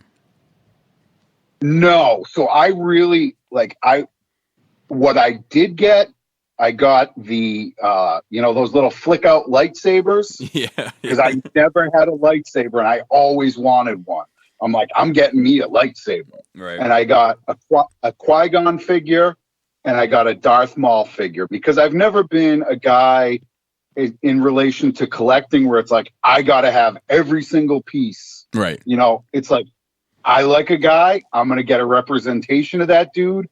And I don't care about, completing anything, Right. I want the people I like and I'll have a representation of that and I'm good. So I got a lightsaber, you're very lucky, by the way. I suppose, I can just turn it off and on where it's like, I got this and I'm done. Right. I got into some of the, like the added books where like kind of describe, like the making of books, I got some of that stuff, but it was really minimal compared to, Attack of the Clones. I went a little, as the kids would say, ham. Did you? So, yeah. So let me comment on my experience real quick, and Gort, feel free to chime in as well. Mm-hmm. I fell for all of it. I am Joker in the vat of chemicals. Like, I was all in, and I was it was like gluttonous. It's like the only way I know how to describe it, dude. And it's because of all those years and years and years where nothing was available, Right. And this was like the equal and opposite reaction. I had the figures. I had the Legos. I had the micro machines. I had the cookie jars. Dude, I had the push button banks. I didn't have the Obi-Wan or the Qui-Gon, but I had the Maul and I had the Jar Jar. I had it all, and it reminds me of the conversation that Gort and I had with I don't want to. I'm in this awkward position on this show where I have to like remember people's names and then also what they prefer to go by on you know what I mean? But yeah, El Now Customs. Yeah, Chris, I think is how we addressed. Yes. Okay, so when he was telling his story about how much he bought and then how much that became a burden on top of the real life burden, that really resonated with my heart because, like, I remember I only had a room. I was living in my mom's house and there was nowhere to put all this stuff. Like, it was literally probably the closest I've ever got to hoarding. And wow, and I fell all in. Dude, I got stuffies. I got like anything when I walked into Toys R Us. Like, it was Star Wars, I bought it. Yeah. I had no sense. Right. Anyway, so I'm always curious how it affected other people. I didn't get a whole lot for that, like I got a Qui-Gon lightsaber. I got, the super cheap one, like right. The little like plasticky, like the $5. Yeah, Yeah. Yep. And I thought that was awesome. I got some of the like extended books, like the making of where, would show a still of the movie and like break down like, oh, this is this. Blah, blah, blah, blah, blah. I will say I enjoyed this. Like, there again, I guess I am like really a car guy and have to be honest with myself. I loved a lot of the ship designs in it. Yeah. The great. Gungan stuff was trash, but like this like super sleek, like some of the new Naboo fighters and And I was kind of on the fence about, oh, do I want to get some of these ships or whatever? And I just didn't because I didn't have the extra cash floating around, Right. And I just was like, okay, I'm good with this little bit that I have, and I'm okay with that. But I didn't go all in. Attack of the Clones, that's a totally different animal. Oh, so let's talk about that. Okay, so the movie, my ex-wife my wife at the time, we weren't married yet, but we had been dating for a significant period of time. We saw that, and when I first saw it, I thought it was great. Loved it. Loved Jango Fett, like this whole like gunslinger kind of character in the Star Wars universe who, and then I went all in on the merchandising. I had a Slave One. I had just about every single figure. Got the Bounty Hunter video game. Like, it was kind of out of control. That was a tough game. It was actually. a tough game. Yeah. Really hard. Really hard. But you got to shoot rockets out of your jetpack, so it's all good. I don't think I ever used that feature, to be honest, Gord. Like, I was just all about those dual guns, I'm just gonna shoot you till you fall down. What do you think it was about Attack of the Clones that made you kind of break character, for lack of a better term? I had spare cash. That always helps. Lack of Jake Lloyd. Yeah, lack of Jake Lloyd. Obi-Wan kind of growing a beard. Obi-Wan kind of becoming that character that I thought was represented in the originals. And you know what though? They gave him the beard, and I remember being really excited about that because that's a memorable feature from the original movies. But they also gave him that hair. Yes, they did. It was a different time, Gord. It was a different time. I have never seen hair like that anywhere else. Like I said, it was a different time. Well, yeah, it was a long time ago in a galaxy far, far away. Right. I kind of hope what I'm hoping for is in the newest film is somebody just rocking like the craziest Billy Ray Cyrus mullet. And nobody's saying anything like, look at this fucking guy over here. But I don't know. I don't really have an explanation for it. It was like, okay, I can have a Slave One and buy. I remember going to Toys R Us every Friday, which was payday after work, and dropping like $60 on just nonsense. Like, oh, I got a damn whistle action figure, and I got this, and I got that, and like, right. It really went off the rails for a while. Did you? So let me ask.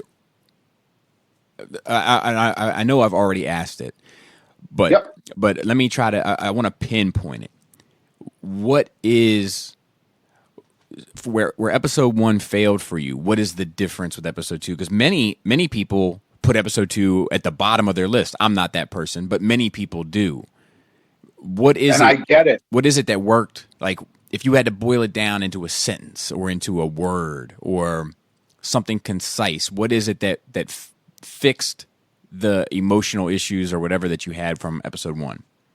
So there was less pandering to a 12-year and under age bracket. I think that's aptly put. I think that's aptly put. There wasn't like that cute thing that, everybody had a plushie of. And I'm not against that. I'm not like Mr. Miser, get off my lawn, old man. Right.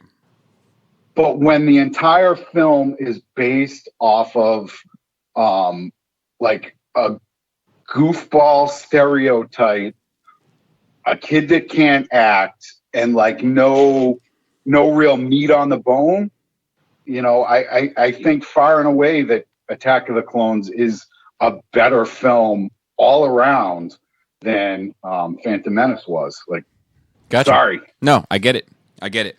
So, what did you think of the Yoda scream?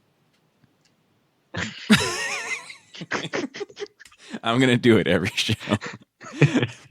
But no, what did you think of the Yoda lightsaber bit? Disturbing yet strangely erotic. So I feel a way about Yoda and a lightsaber. Talk about it. I feel, in my personal opinion, Yoda should be like so above I don't even mess with that. Like, I literally use my force powers to wield this lightsaber. Right. Almost like I straight up I remember the days I had to use float in the air in a lotus position and, close my eyes and I let my lightsaber, I'm so in touch with the force that I don't, you know what I mean? Like, I don't even pull a lightsaber. Like, it doesn't touch my hand. I get it. I get it. I'm up for it because I love that moment, but I get it. I understand why for the character you prefer that he be above it. Right. Yeah. I understand. I just think that would have been such a better way to take that character, and it makes far more sense than the rabid frog action that we see later on. Yeah, dude. People are not crazy about the frog action. I love me some frog action. Well, my 16-year-old stepdaughter, I was watching this recently, and she comes in, she comes back from school and volleyball practice, and she's like, "Oh, wow, Yoda's a badass, huh?" I'm like, "Yes, Sydney, yes. He is yes, indeed." So what about Dooku? How do you feel about Dooku? I think that was an unbelievable actor put in a role that to me felt like that one last piece of clothing that you're trying to stuff in an overly packed suitcase. Right. I don't think Christopher Lee is unbelievable. I just don't feel like that character was well developed, well scripted. He just seemed like a real throwaway. And again, we could have just put Darth Maul into that whole position and had just a much more satisfying film. I agree. I liked it to an extent, but I just felt like he was just wasted. Like he was in it to be in it, and I don't feel like the character made a whole lot of sense. Like, okay, all right, so you guys have talked about it before, like this young apprentice didn't work out so well, so we're gonna get this fossil. Let's see how that works, and yeah, I think I've said it on this show before, but there's this other bonus piece of footage where they're talking about the making of that movie, and they say that when they designed Ventress, he came in and saw the design for Ventress and was like, "This is it." And they're like, "This is what we're going with," and he's like, "Yep, this or something completely different with Christopher Lee." Right. It's just strange. It's a strange man. So. To close out the prequels, what are your thoughts on Episode 3? I enjoyed Episode 3 a great deal. Having felt a lot better about the series as a whole with Clone Wars, Episode 3, I have to say I was super impressed when I saw it at the theater. Yeah. Hayden Christensen, a lot of people bag on him, but he plays angry. I've always been a pretty big physical type of dude, but he's one of those guys that's I don't really want to start a fight with this guy because he just might pull out a steak knife and gouge out my eyeballs and then laugh about it. Right. You know what I mean? Yeah. I got this vibe, there's something kind of sinister underneath this pretty boy kind of face. Right. I did not care for the Yoda battle. Really? There again. Did not care for it. I mean, it was good. I don't like the jumping. In my head canon, Yoda is so far above needing a lightsaber. he would almost think it was like dirty to touch it. Right. But he's just like, I'm going to use my mind and my intuition of the Force to, combat whatever you're going to do. It was cool. Like, there's nothing like wrong with it, and I understand why it appeals to a lot of people. Just for me personally, Yoda is so far above and beyond that level of just getting his hands dirty that, I'm just kind of like, okay, yeah, whatever. No, that's interesting. Is I find that kind of stuff because like it's probably my favorite component. Well, to be fair, I think everything with the Emperor is my favorite thing about that movie. I think that he is that movie, and he's also the Senate, but he's that movie personified, like in a physical form, and it's such an ode to his character. That's like it's I don't know. I find that movie to be both good and enjoyable. And I might even say I think it's the most enjoyable Star Wars film. Like it might not the most, objectively, but my personal, the most enjoyable film to me. I can definitely dig on that. Absolutely 100%. Because it's almost like Star Wars turned up to 11. Yeah. Well, you kind of, having watched all three like in fairly quick succession, you kind of see like these little beats that he's putting in place. Like, why don't you have Anakin come and help you? Why don't Padme? Like, there's just so many different things of him like laying this groundwork, and you're like, oh shit, when he basically, he's been stringing along this trade federation for 3 movies, and then he's like, yeah, well, I'm having my new apprentice Darth Vader come, and he's gonna help you, and he just waste them all. It's like, oh, so that's how you get down.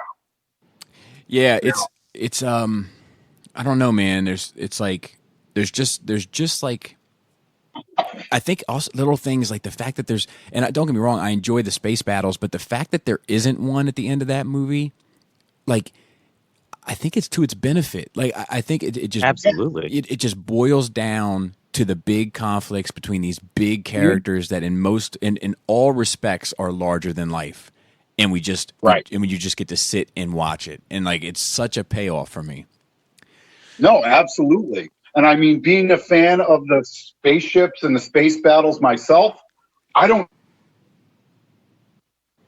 Oh, you cut out a little bit, Matt. You cut out a little bit. You cut out a little bit. You said that being such a big fan of the space battles.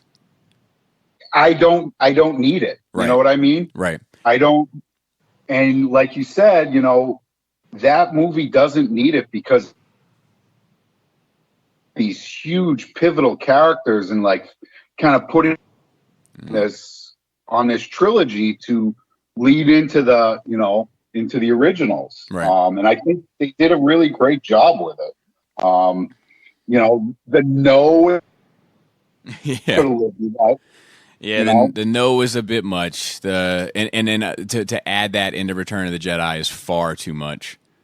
Yes. It's worse than too much there. It ruins it. An otherwise perfect moment. Yep, I agree. They need to get that out of there. And we'll see what they do on this 4K edition or whatever they throw at us next. Yeah, I really think, man, that like, dude, I'll even take the Jedi rocks over Lapty Neck, and I'll even those things that I find like pretty egregious. Like I'll take all of that if they just get that no out of there. Right. It's too much. Like you basically made the biggest bad guy for millions of people into a whiny bitch. Like, and he did that before he became the bad guy too. That's true. No, but that was the final nail. Like there were inklings of it, but then that was like, oh, what? Like I was afraid of this guy when I was 9 or whatever. Like, huh? Well, let me be clear. I'll take the no in 3 over the no in 6. That's fair. Yeah. Okay, Yeah. Absolutely. 100%. 100%. So moving away from the prequels, did you partake in the Clone Wars at all? No, because I did at that point. I didn't even own a TV set. I went like this super almost like a monk lifestyle. After my divorce, I was like, work is what I'm about. I worked 2 jobs. I worked close to 14 hours a day, and I was just grinding. And I didn't even own a TV set. What year did you get divorced? 2000.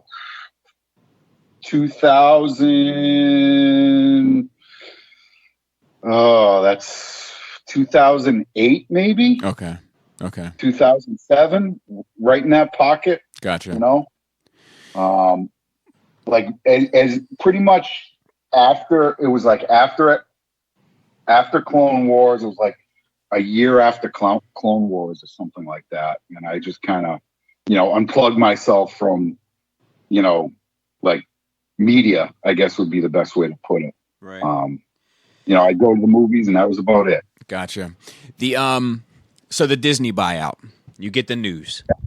Yeah. How does it strike you? You know what? I wasn't that upset because I feel like George Lucas is a world builder, but he's not a storyteller, if that makes sense. No, I get it. Oh, that makes a lot of sense. Yeah.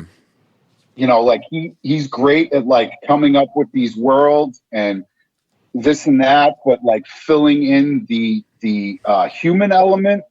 Yeah, it's not his strong suit. Yeah, I feel like he's got a little touch of Asperger's.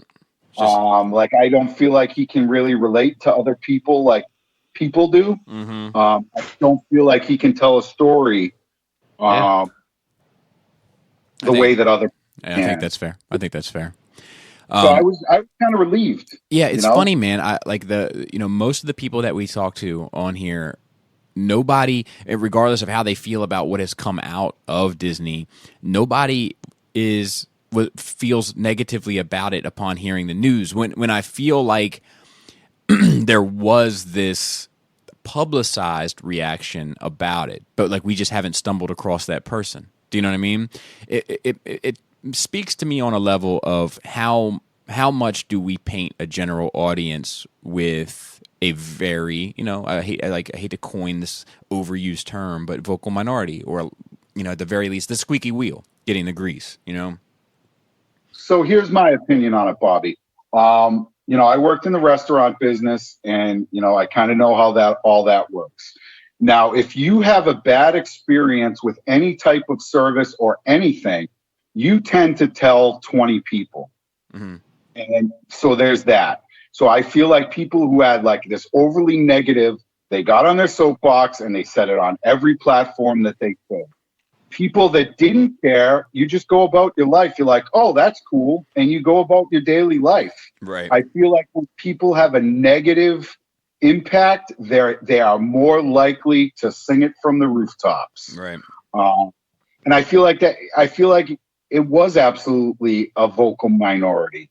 Were there concerns? Yeah, there were concerns. Okay, are we going to have Lady and the Tramp redone with lightsabers? There were those concerns. Yeah, I mean, I was the thing I was concerned was, would they go a super cartoony route? Would we see a world populated by Jar Jar type characters? Right, right. And I don't think that's been the case. No, absolutely not. So seeing Force Awakens, how do you feel about that? I liked it. I really liked it a lot. Nice. I was kind of out of the Star Wars thing, it wasn't my main nerd venue, but I saw that preview, man, where Han is on the Falcon and he says, "Chewie, we're home." Even now, I get tingles about that. Yeah, me too, man. Every now and then I'll actually watch the reveal of that trailer at Celebration, just to hear the audience reaction to it. Right. And that hit home so deeply. Just the entire film. I remember seeing it and just being, and not having the, how many years has that movie been out now? 4? 4. So, So like spoiler, whatever, like when Han dies, like I don't think I've really been affected by a fictional character death that deeply besides Old Yeller. I'm so happy that you didn't say Optimus Prime. Right. Well, I mean, Old Yeller, like I'm old, man. Like Old Yeller, like I don't care what type of person you are. If you don't get choked up at the end of Old Yeller, at least a little bit, I really don't want to know you. Yeah, that movie crushed me as a kid. Crushed me. Absolutely. You know what? Like, that's a funny thing, watching movies like that. Like, I always recognized they were sad, but I didn't grow up having animals, and I do now. If I probably saw that when I was like 5, 6. I don't know. Right. But if I watch that now, I'd probably be pretty upset. Yeah, dude. Yeah, absolutely. It's gut wrenching. That one, and I'll tell you what else. I have, dude. I would rather step on a Lego while simultaneously stumping my toe, while hungry, on my way to the door to get the food that I ordered, and the order is wrong. I would rather go through that immediate process than ever watch my dog Skip again. Oh, Lordy Lou, that's a rough one. That's painful. Like that one's like, God, like what maniac makes this movie to like just bring the world to shit? And it takes like such a vicious left turn at the end. Yeah. You're like, wait, what? Like, huh? Dude, I thought this was like a good time Southern movie. Are there any happy dog movies? I mean, I know there are. But no, but you know what? It is because there's so many sad ones. Yeah, even Turner and Hooch like has that sad moment, but it ends in happiness. Right. But like my dog Skip is just a total bummer, and it's like I would rather watch Schindler's List every day for a month than watch my dog Skip once. That's awful. Like, terrible. Anyway, you have to experience it, Gord, if you haven't. Yeah, just make sure you've got your game face on, because it's coming for your life. Anyway, moving on. So, what? This gets tricky, but maybe okay. Let's say what characters were super appealing to you from 7. And then which ones, were there any that were turn-offs? So I really enjoy Rey.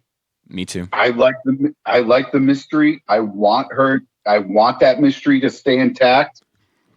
Poe, I've never been a fan of like the hotshot, like bad boy. Like that's not my wheelhouse. That's the characters that I actively don't like. Gotcha. Like it's just that type of dude that's all style and no substance. So like him, I could really do without. Everybody else, like, awesome. Like Kylo, he's a little bit emo at times. Like, oh, Daddy doesn't love me. Like. Okay, dude, like I get it, like I don't know what to tell you, brother, but guess what? None of our dads loved us the way you wanted them to. So, have a relationship and do what you got to do. Leia says that he's, got too much of his grandfather in him. She just meant he's whiny and yeah, yeah, exactly. It's like the Skywalker men, like. Until they're on their last day or two on the face of the earth, they're just kind of not real quality, in my opinion. And it kind of carries through. It's the Lincoln Skywalkers that's true. But they're certainly not stable. There's like that's the thing. Like there's something in that DNA that makes for very unstable character. A whole shitload of midi-chlorians. Yeah, that's what it is. So that makes you super stalkerish. Cool. In the conscious of dead babies or dead children. Younglings. going back to the prequels there, Anakin came off as like super stalkery. I'm watching that and I'm like, okay, so if my 16-year-old daughter was dating this dude, like, I guess I would really have to put my foot down on this relationship, because this dude is like, just some of the stuff he said to Padme and like throws up some red flags, man. Yeah, like, really does. Yeah. I'll tell you. I liked. There's something super charming about Daisy that it's just hard not to like her. Oh, I think that casting was on point. Yeah. And I was Kylo. Yeah. And Adam Driver is actually a really good actor. I've seen him in some other stuff. Yeah, he's amazing. He's amazing. And I think he's just playing the character that they have written for him, and I'm okay with it. And I think he cares. Like I genuinely think that he cares about that character, what that character has gone through and is going through. When I read his interview in Vanity Fair, and he was talking about like the kind of stuff that he's internalizing with that character of growing up with a mom that was too busy for him trying to save the universe, and a dad that was too busy for him kind of trying to live his own life, and every day being told that you're kind of this, informal royalty, but not feeling like you're getting the royal treatment from anyone. Right. Like he takes that role. He gives a shit, and it shows, I think. What you're really seeing with him is a lot of the aftermath of what he's grown up with, but you're not getting to see that. And Correct. I think that robs you of, his character experience. Yes, it requires you to have to fill in the gaps by yourself. Yeah, and we don't really have a lot of that, but he's playing a complicated character, and I'm thinking and really hoping that we get a lot of answers or more definition of what's going on with episode 9. I agree. Yeah, no. I think as much as I don't like that character, I like him a whole lot better than Poe. Because Poe's barely a character. Correct. Kylo's at least interesting. That's the problem with Poe, is they've done nothing to show you who he is other than cram down your throat that you're supposed to think he's cool. Yeah, I just don't. He's the type of person in real life and the type of character that I meet that cat and I'm just kind of like, all right, you do you over there, I'm going to do me over here. Now, I'm going to use that as a transition to kind of get us into episode 8. Episode 8 does wonders for me with one sequel character, and that's Finn. Yes. I wasn't crazy about Finn in episode 7, and I found him to be obnoxious. Yes. But in episode 8, by the end of it, I'm like, all right, I'm with this dude now. I'm with this guy. Yeah. No, I absolutely agree. He seemed like that jokey, almost Jar Jar like character. Yeah. And then it's like, wow, this dude grew up and he's like actually pretty awesome. Yeah. I feel like his story was done though. Like I don't really need more Finn. Done in episode 7 or 8? 8. 8. Okay. I don't feel like I need more Finn in episode 9. I agree. I feel like that from episode 7. He had a relatively full character arc from being scared, running away toward, and instead running towards the problem. Yeah. By solving it. Yes, but in episode 7, I would still argue that his motivations are purely for Rey. And in episode 8, he has now. See, that's the thing I like about Finn. He I'm getting the chills thinking about it when I really get in my dissection bag. But he was part of a larger thing and never felt like a part of it. Ran away from it, found one person, and then was good with just being a part of one person. Like, good, cool, come with me, we'll run together. Like, we can flee and get away together. Leave everything, leave everyone else. That person gets themselves into a pickle. He goes to help that one person. And then by the end of episode 8, he's now part of something bigger, and willing to give his life for it. It's the exact opposite. So like in 7, he was part of something bigger at the beginning and not willing to take a life for it. And then at the end of 8, he's part of something bigger and willing to give his life for it. That's what I find cool about that character.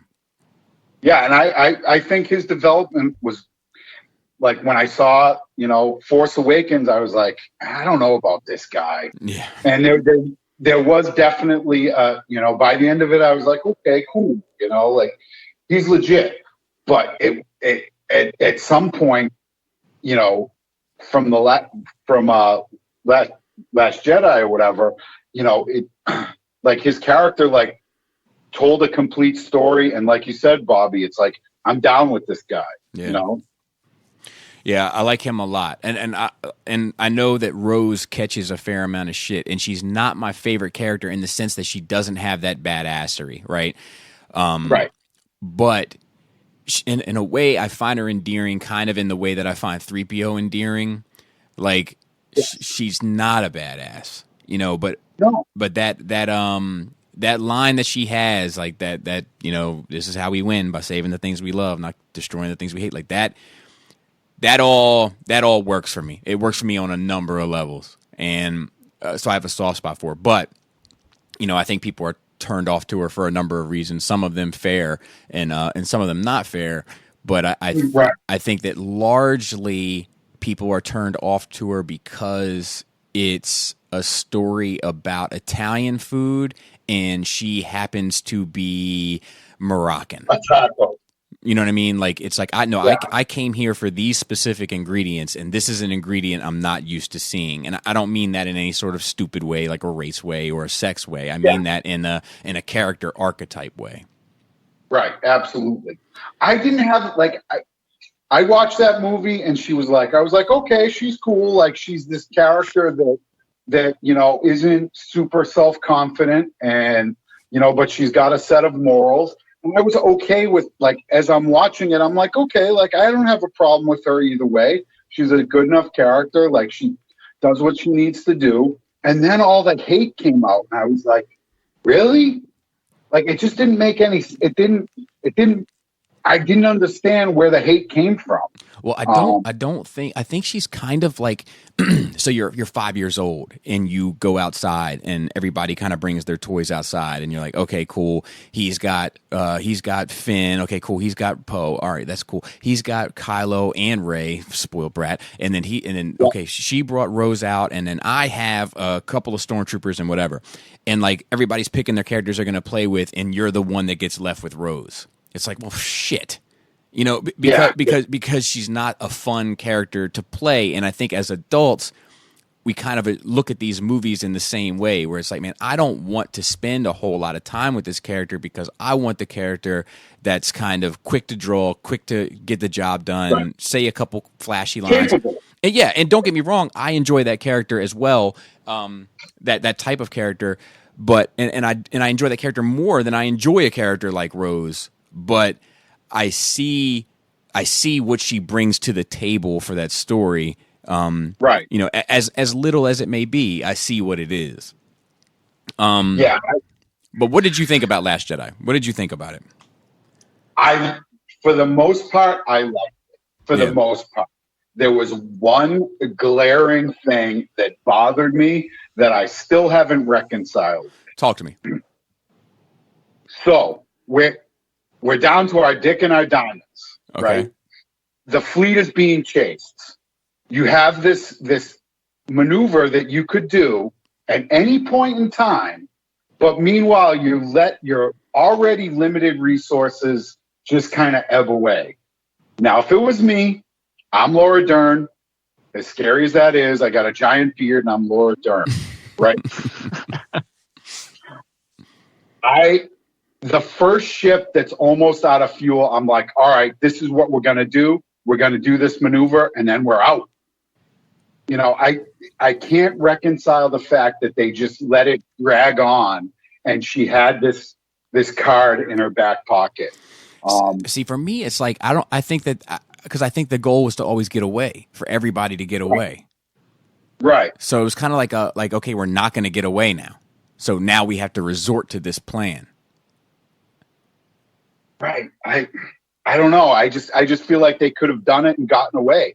You know what I mean? But I mean, if they would have done it, somebody would have had to go down with the ship. Do you know what I mean? You could always say that like a droid could have piloted it, and we've seen R2 do all kinds of stuff. So I don't see why that's out of the realm of possibility. I see. At the same time, when you introduce a sequence like that, it is a big can of worms, one way or the other. Yeah. I feel like it's something better to just look past it and not worry too much about it. I'm not sure that I appreciate how much appreciation you have for the value of droid life, Gort. You know, you can't just make one. But I don't know. It looked pretty easy on Geonosis. I don't know. It's pretty involved, dude. And it's also a nightmare. But I hear you on that. There is some strategic dynamics of that scene, of that not even scene, a story element that don't quite play out smoothly, and I get it. It doesn't bother me. The only real issue that I have with that movie is that initial joke. I think is the biggest mistake in that entire movie. And there again, it's Pretty Boy Poe in his mouth. You know, and then also I agree. The Canobite sequence. I think there's too many moving pieces, but I think I've harped on that enough. That went on for that story could have been told in 10 minutes. Yep. And that's generous. You know. Yeah. No, I agree. But you're good. You're good with the Luke play out. You're good with. Perfect. With it. Yeah, Perfect dude. Me too, man. So let's because we're gonna circle back to some sequel talk. Let's get into Rogue One briefly. So that's my second favorite Star Wars movie of all time. Yeah, hands down, and it's very close to being Empire. If Chewbacca was in it, even for 2 minutes, does a Wookiee yell, I'd say that would be my number one Star Wars film. Yeah, dude, it's pretty solid. And I just watched it again recently, and I was like, man, this thing just is really tight. The thing I liked about it most, Bobby, was the fact that you finally realize that the rebels aren't like these ultimate do-gooders. Like, they literally bombed innocent civilians, and we're in a war and blood is shed. Yeah, war is messy. No joke. Yes, and black and white quickly becomes variants of gray. Absolutely. You know, I love all that stuff. I thought it was well scripted, well acted. I don't think there was a miss anywhere in the entire casting production. I think that's the closest thing to a perfect Star Wars movie that we have up until this point. I agree. And You're also, sure it's not the Caravan of Courage? Star Cruiser. Yeah, but that was on television. True, it's disqualified. It's not in the same pocket. It can't reign supreme. The thing about there's another I think that movie has great characters in it. And every character gets their beat. Every character has their moment. Every character has a little interesting nugget about them, and then time to shine on top of it. And one of them that I feel goes underappreciated in kind of the echelon, and it's to that film's credit because it has so many great characters that people just forget, I think. But it's Krennic. Yes, Krennic is awesome, and there's one thing that I noticed about him early on that I loved was the dude's Australian, right? And more of that Australian accent comes through than his British accent. And not to diss Australians or anything, but it's even in the way this dude talks, he's not quite up to snuff for the Empire. Right. There's just something off about him. Yeah. And he's got to wear the white. He's got to be extra. He's like a peacock with trash feathers, but he has to have them out all the time just to show you he's got them. Right. Yeah, and there's just something inherently slimy, and I wouldn't trust this guy to watch my dog. Yeah, because I'd come home and that trash would have been eaten, and my dog's pregnant. You know, my favorite line of his is when Galen is talking about Lyra, whatever her name is, that you know, that's been lonely since she died, and it's kind of been a bummer. And he's like, "Oh yes, of course, Lyra." And then he turns his head slightly to the Death Troopers. He's like, "Search the house." like I don't like. He's like, "Oh yes, of course." Yeah, I don't believe that for a second. Let's find out how true that shit is. Right. I dig him. It's just a great movie overall. Like I just can't, like, I know people like bag on it and don't like it, but I'm like, on the same token, I feel, are you watching the same movie I'm watching? I think, to be fair, I think maybe aside from Seven, it might be the most popular of these Disney films. Like, kind of generally, like I think that most people that I bump into, like, don't have anything negative to say about it, you know, except for Gort. Yeah. Gort and Russ. Oh no, it's my favorite movie, man. Yeah, I don't know what Russ's deal is. I'm like, like, did you see the same movie I did? I know, man. I know. I get it. Or you just hating on it because everybody loves it. I might have to. Are you that guy? I might have to pick into him next time I see him. Find out what makes that man tick. So I wanted to ask you about Chewie, because he's a favorite character of yours, and I wanted to ask you about him in regards to the Solo movie, because that had to be rewarding on some level, because most people feel like that movie was mistitled. You know what I mean? Yeah.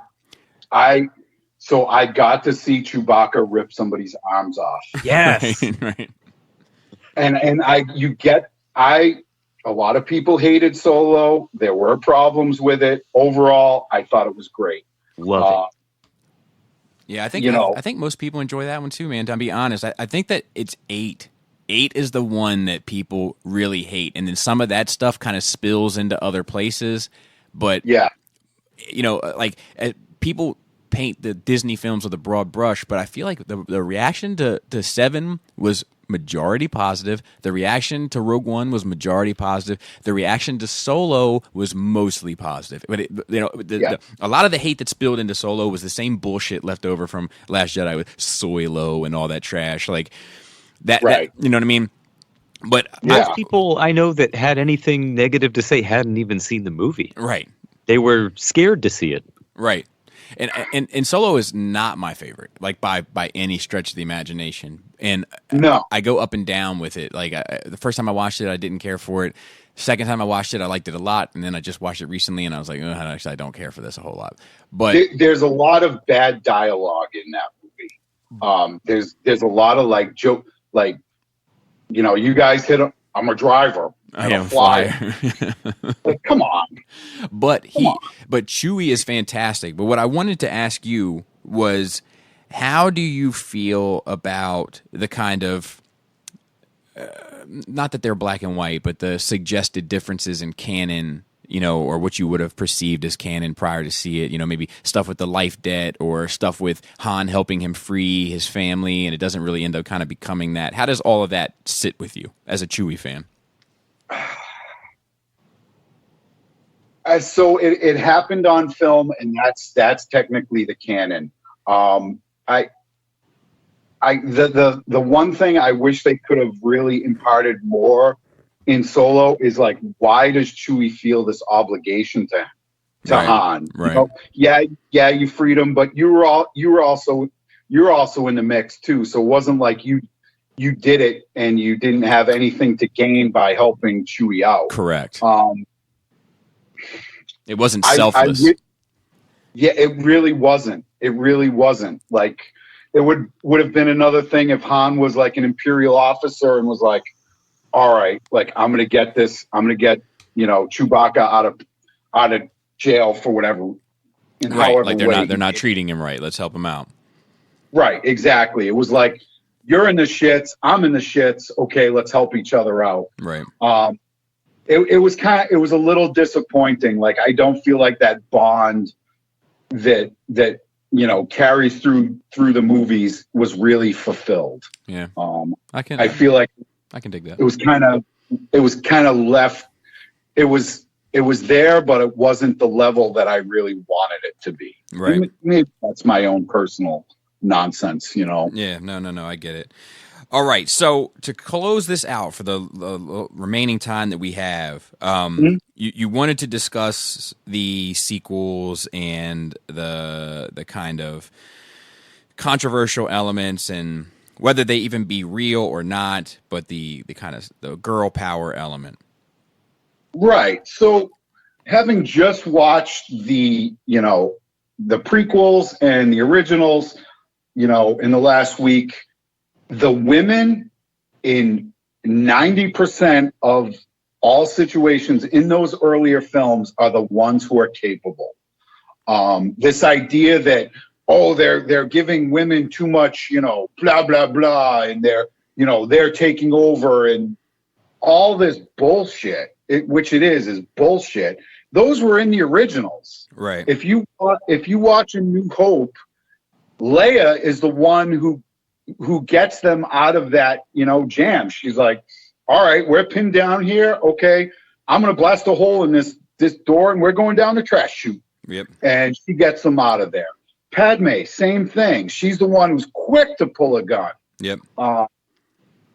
So these people that are saying like, they're feminizing Star Wars. It's like you haven't been watching the same movies I have. And if you're that small-minded and that insecure in yourself that you can't have a woman to save the day, then you really need to, you'll excuse me for saying this, but shut the fuck up. Well, I do think that there is that word insecurity that does play in, like, and what I mean by that, and I don't mean it like it maybe in a traditional argument of it, but like if somebody is watching this and is like, well, women can't do that, or Ray there should be more explanation for, she should have more training than this in order to achieve these, or whatever the case may be. Right. Like, there's something about that to me that does have that stench of insecurity on it. Of well, why? Like, why does she need this when these other characters haven't needed this? And like, what is it about a person that they need to understand how this female character could be that strong, but didn't necessarily need it with previous characters that weren't women? And like, what is it about it? Like, where does that math break down to those numbers? And I don't quite get it. But if you are, it's because there's something that has to be threatening about it, And, absolutely. And if like, see, I would argue that maybe like, and I don't turn this into a sound clip and don't at me, but like I would say that perhaps it's more sexist of me that it doesn't bother me, because I'm like, I don't care. No woman's gonna throw a lightsaber at me. Right. What I mean? Like I'm not threatened in any way by these women. Well, I feel like the people that are threatened, they need to be this white knight character that comes in and saves the day. You know what? And that's not reality. I've met some strong women in my life. I have strong women in my life. Same. And guess what? They can save the day too. It doesn't, you don't have to be a hero just because you take a leap standing up. Yeah. And like I think about my wife sometimes, and oftentimes, and like, she would come home from work, 8.5, 9 months pregnant, cook dinner, pick kids up, take them upstairs. Like, I don't have that. Like, right. I get a little gout flare up, and I'm like, I'm down for the day. See you tomorrow. Yeah, no, I don't understand the narrative of, like, saying that why are they making these strong women characters? Well, because guess what, dude? Women are strong, and women can be strong. And if you're that affected by it, like, I don't know what to tell you, man. Maybe you need to see a therapist or something. Yeah. Like, I know, I agree, and I like, at the same breath, I'm like, but dude, like, why are you letting this element bother you so much, and at the same time not appreciate like how intricate Kylo is, how complicated Kylo is, how strong Kylo is, how like and to be fair, like the nuances of Finn, through Right. 7 into 8, like why doesn't this resonate for you, but you're hung up on this over here, or even Snoke. Just like this, a male character, but a super interesting character, complicated character. Definitely cut a little bit of short, if you know what I'm saying. Right. But Absolutely. but like there are plenty of male characters in these films, these new films that are super capable, super competent. And for some reason, they're overlooked. Saul Guerrera, super interesting character. Cassian, super interesting character. And like, why? Even I'm forgetting his name at the moment, but not Harrison Ford. Now I'm forgetting his real name. Solo's quote unquote mentor in Solo. Woody Harrelson. Super cool character. Super complicated character, like a character to walk away from, kind of remembering, like why can't we see the forest from the trees? Well, I think people have, there again, I'll do another food analogy. You go out, you have a 3-course dinner, you have apps, dinner, and dessert. Let's say your dessert, the whipped cream was a little runny. There are people who like, the meal was awesome, everything was great except for this. But then there is this minority of people that would be, the whipped cream was runny and it ruined my entire meal. It's like the littlest like thing that goes against your sensibility is a thing that some of these culture vultures, just prey upon and just pick apart and like can't like you said see the forest for the trees. And it's like, there was all this great stuff and there was this minor little thing that bothered you for some unknown reason, and you just let it ruin your entire experience. I don't understand it. Yeah. And I don't. Yeah, no, I agree. And I think that it's like, I don't know. I feel like we see this in other stuff and it doesn't hit. It's like there's something about the Star Wars water that it's like people are looking for a reason.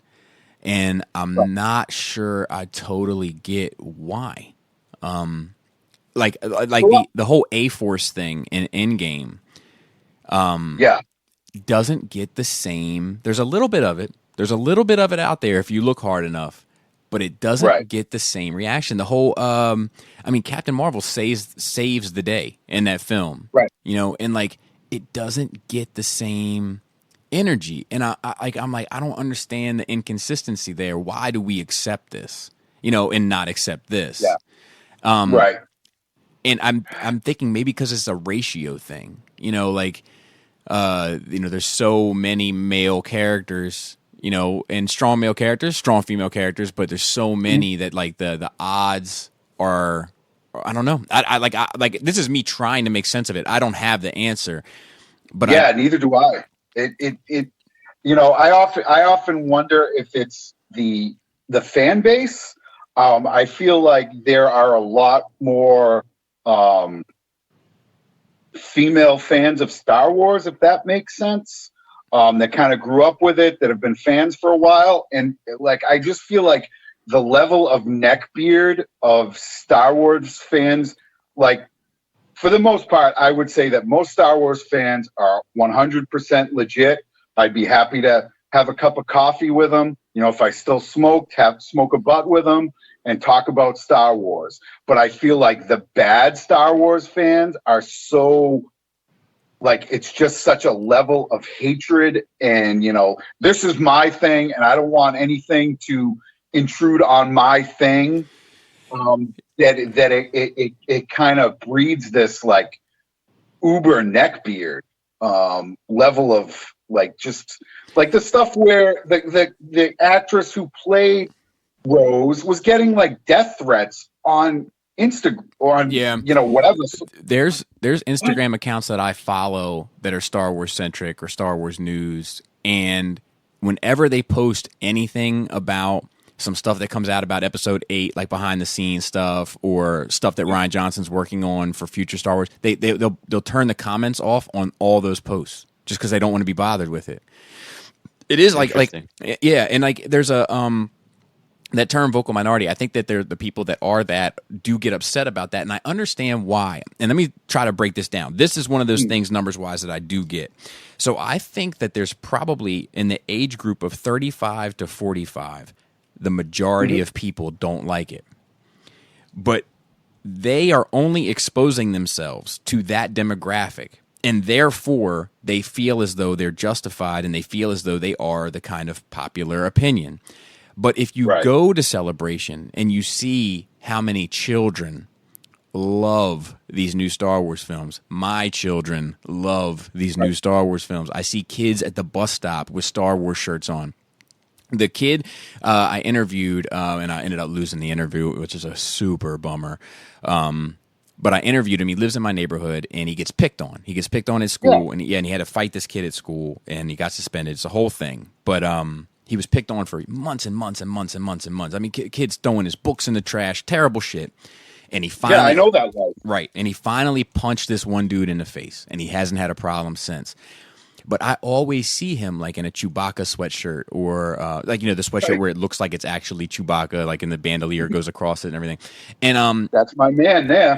Right. So I asked him, I was like, is it Star Wars, man? Like, cause I see you wearing the Star Wars stuff. And he was like, no. He's like, Star Wars is cool. Like the kids that pick on me wear Star Wars shirts. It's the other stuff. So it's like, that's how popular that shit is that even the bullies are wearing the Star Wars stuff and then picking on this kid because he likes Pokemon or whatever the case may be. Right. And that's what I think the 35 to 45-year-old male demographic doesn't understand, and the ones that are subscribing to that philosophy, is that this is beloved. It's just not beloved by this 10-year gap. Right. Absolutely. Yeah, go ahead. And I feel like people that have something negative to say, they feel like they need to shout it from the rooftops, Yeah. And guess, and so there's this level of anonymous.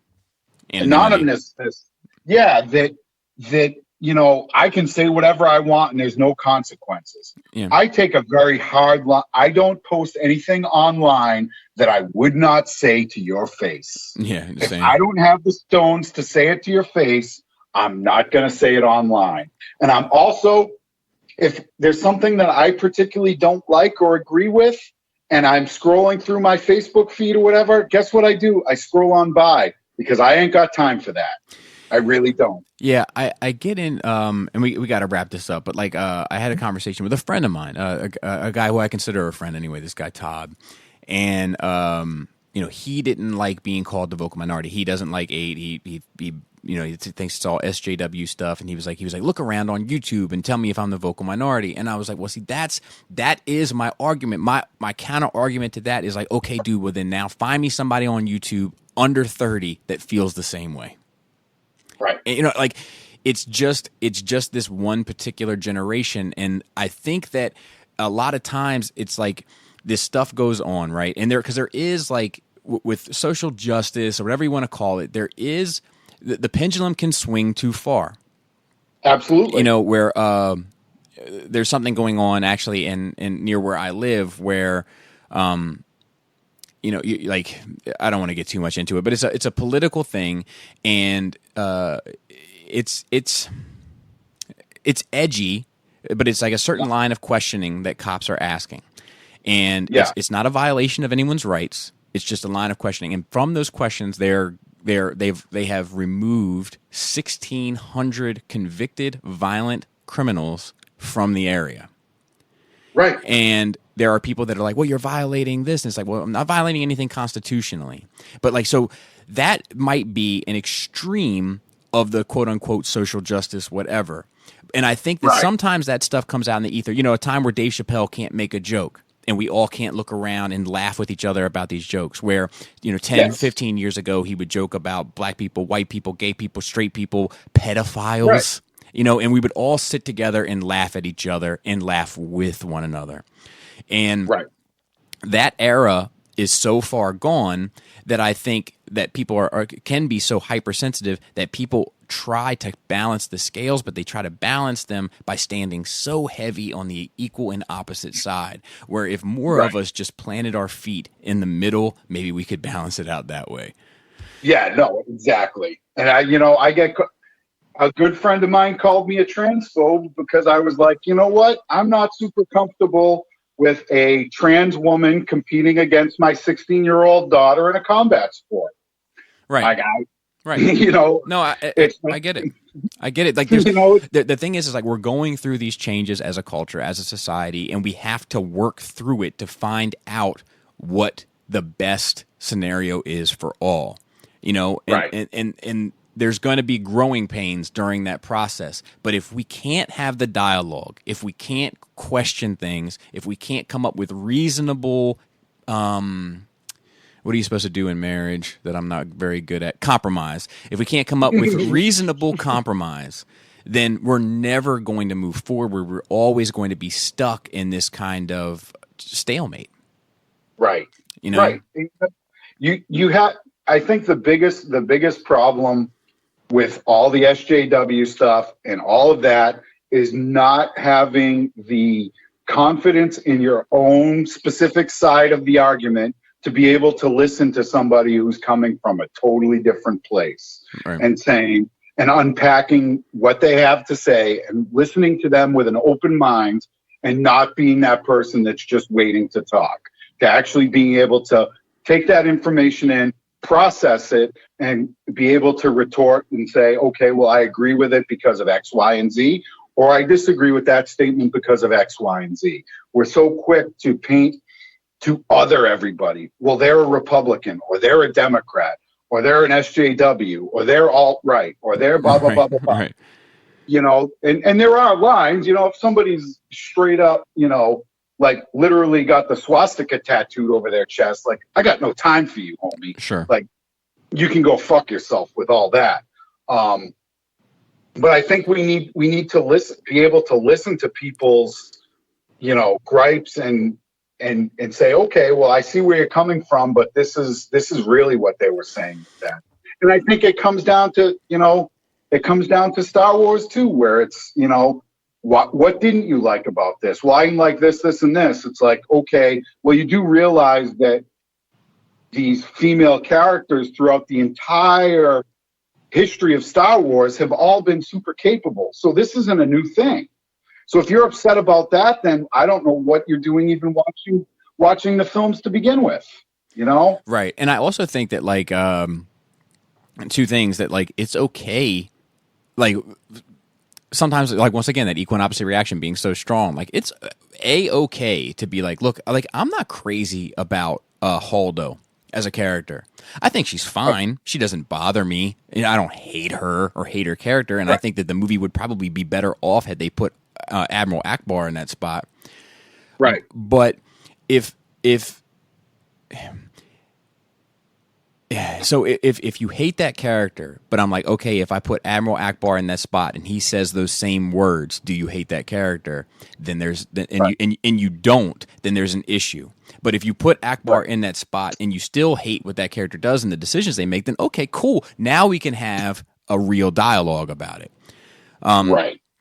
And I also would advise anyone listening in any capacity to be wary of subscribing to any group and then thinking that because you identify with a particular group, whatever that group may be, Republican, Democrat, PTA, you know what I mean? Like, whatever that group is doesn't mean that you have to believe everything that the group believes in to the letter. Absolutely. You can say, you can be like, look, I'm a part of this group because I identify with the overwhelming majority of morals, ethics, values, views, whatever the case may be. But you know what? At the same time, I'm not going to go ahead and go down the line with A, B, and C because I don't necessarily agree or believe in that. And that's fine. Like, it doesn't have to be all or nothing. But anyway, Gord, do you have some questions for our guest today? I do. What is your favorite lightsaber color? Actually, real quick, Matt, there was one other thing that you wanted to add. Go ahead. So, in my opinion, it's like some people like chocolate, Some people like vanilla. It doesn't mean that one of us is right and one of us is wrong. But at the end of the day, let's be civilized about voicing our displeasure as a whole. Let's be constructive about our criticisms. Not that I'm saying that anyone who listens to this is gonna, do let's stop with the goddamn death threats. Come on. People are trying to make a living. People are trying to live their lives. Let's be better people about how we voice our displeasure. Yeah. I guess is what I'm saying. I hear you. Well said. Gort, what do you got? Well, moving on into the questions. What is your favorite lightsaber color? I'm going to have to say blue. Blue? Blue. Obi-Wan, that's what Obi-Wan rocked. I've been hearing a lot of purple lately. But, good for a change. What is your favorite faction in the movies? Wookiees? I like that. All right, jetpack or lightsaber? Lightsaber all day. We can by the films, jetpack never works out well. Are you sure? Yeah, I'm pretty sure. All right. Who is your favorite female character? Ooh, that's a tough. I'm going to say Padme. All right, good choice. What is your favorite line of dialogue by Chewbacca, and can you please recite it for us?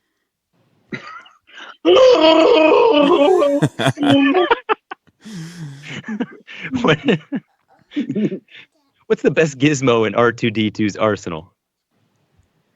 I'm gonna say that little zapper thing, the stun gun. He was rocking a stun gun well before anyone even knew what a stun gun was. He's an innovator and a pioneer in stun gun technology. Truth. All right, Bobby, you have some? Yes, I do, but I'm going to forego them because we kind of went over in our other conversation, and my kid needs some Octonaut's attention, so I'm going to let it go. But Matt, I do want to thank you for coming on today. No problem. I did appreciate the conversation. It was nice to finally get a chance to talk to you as well. And, absolutely. And Gort, thank you for hosting. Pleasure. All right. We'll be back in 2 weeks. All right. Matt, is there anything you want to say? You could find where you want people to follow you on anything or like you on anything? Or is there anything that you want to say while you have the opportunity? I'm on Facebook under Matt Hurd. If you want a friend request me, that's fine. I don't post very often. You'll see me bouncing around the realm of collectors. That's pretty much it. I don't do the Twitter or any of that other stuff. I'm pretty low key. If somebody would like to do carrier pigeons, I'm into that as well. So that's cool. All right, smoke signals. We'll see you guys in 2 weeks.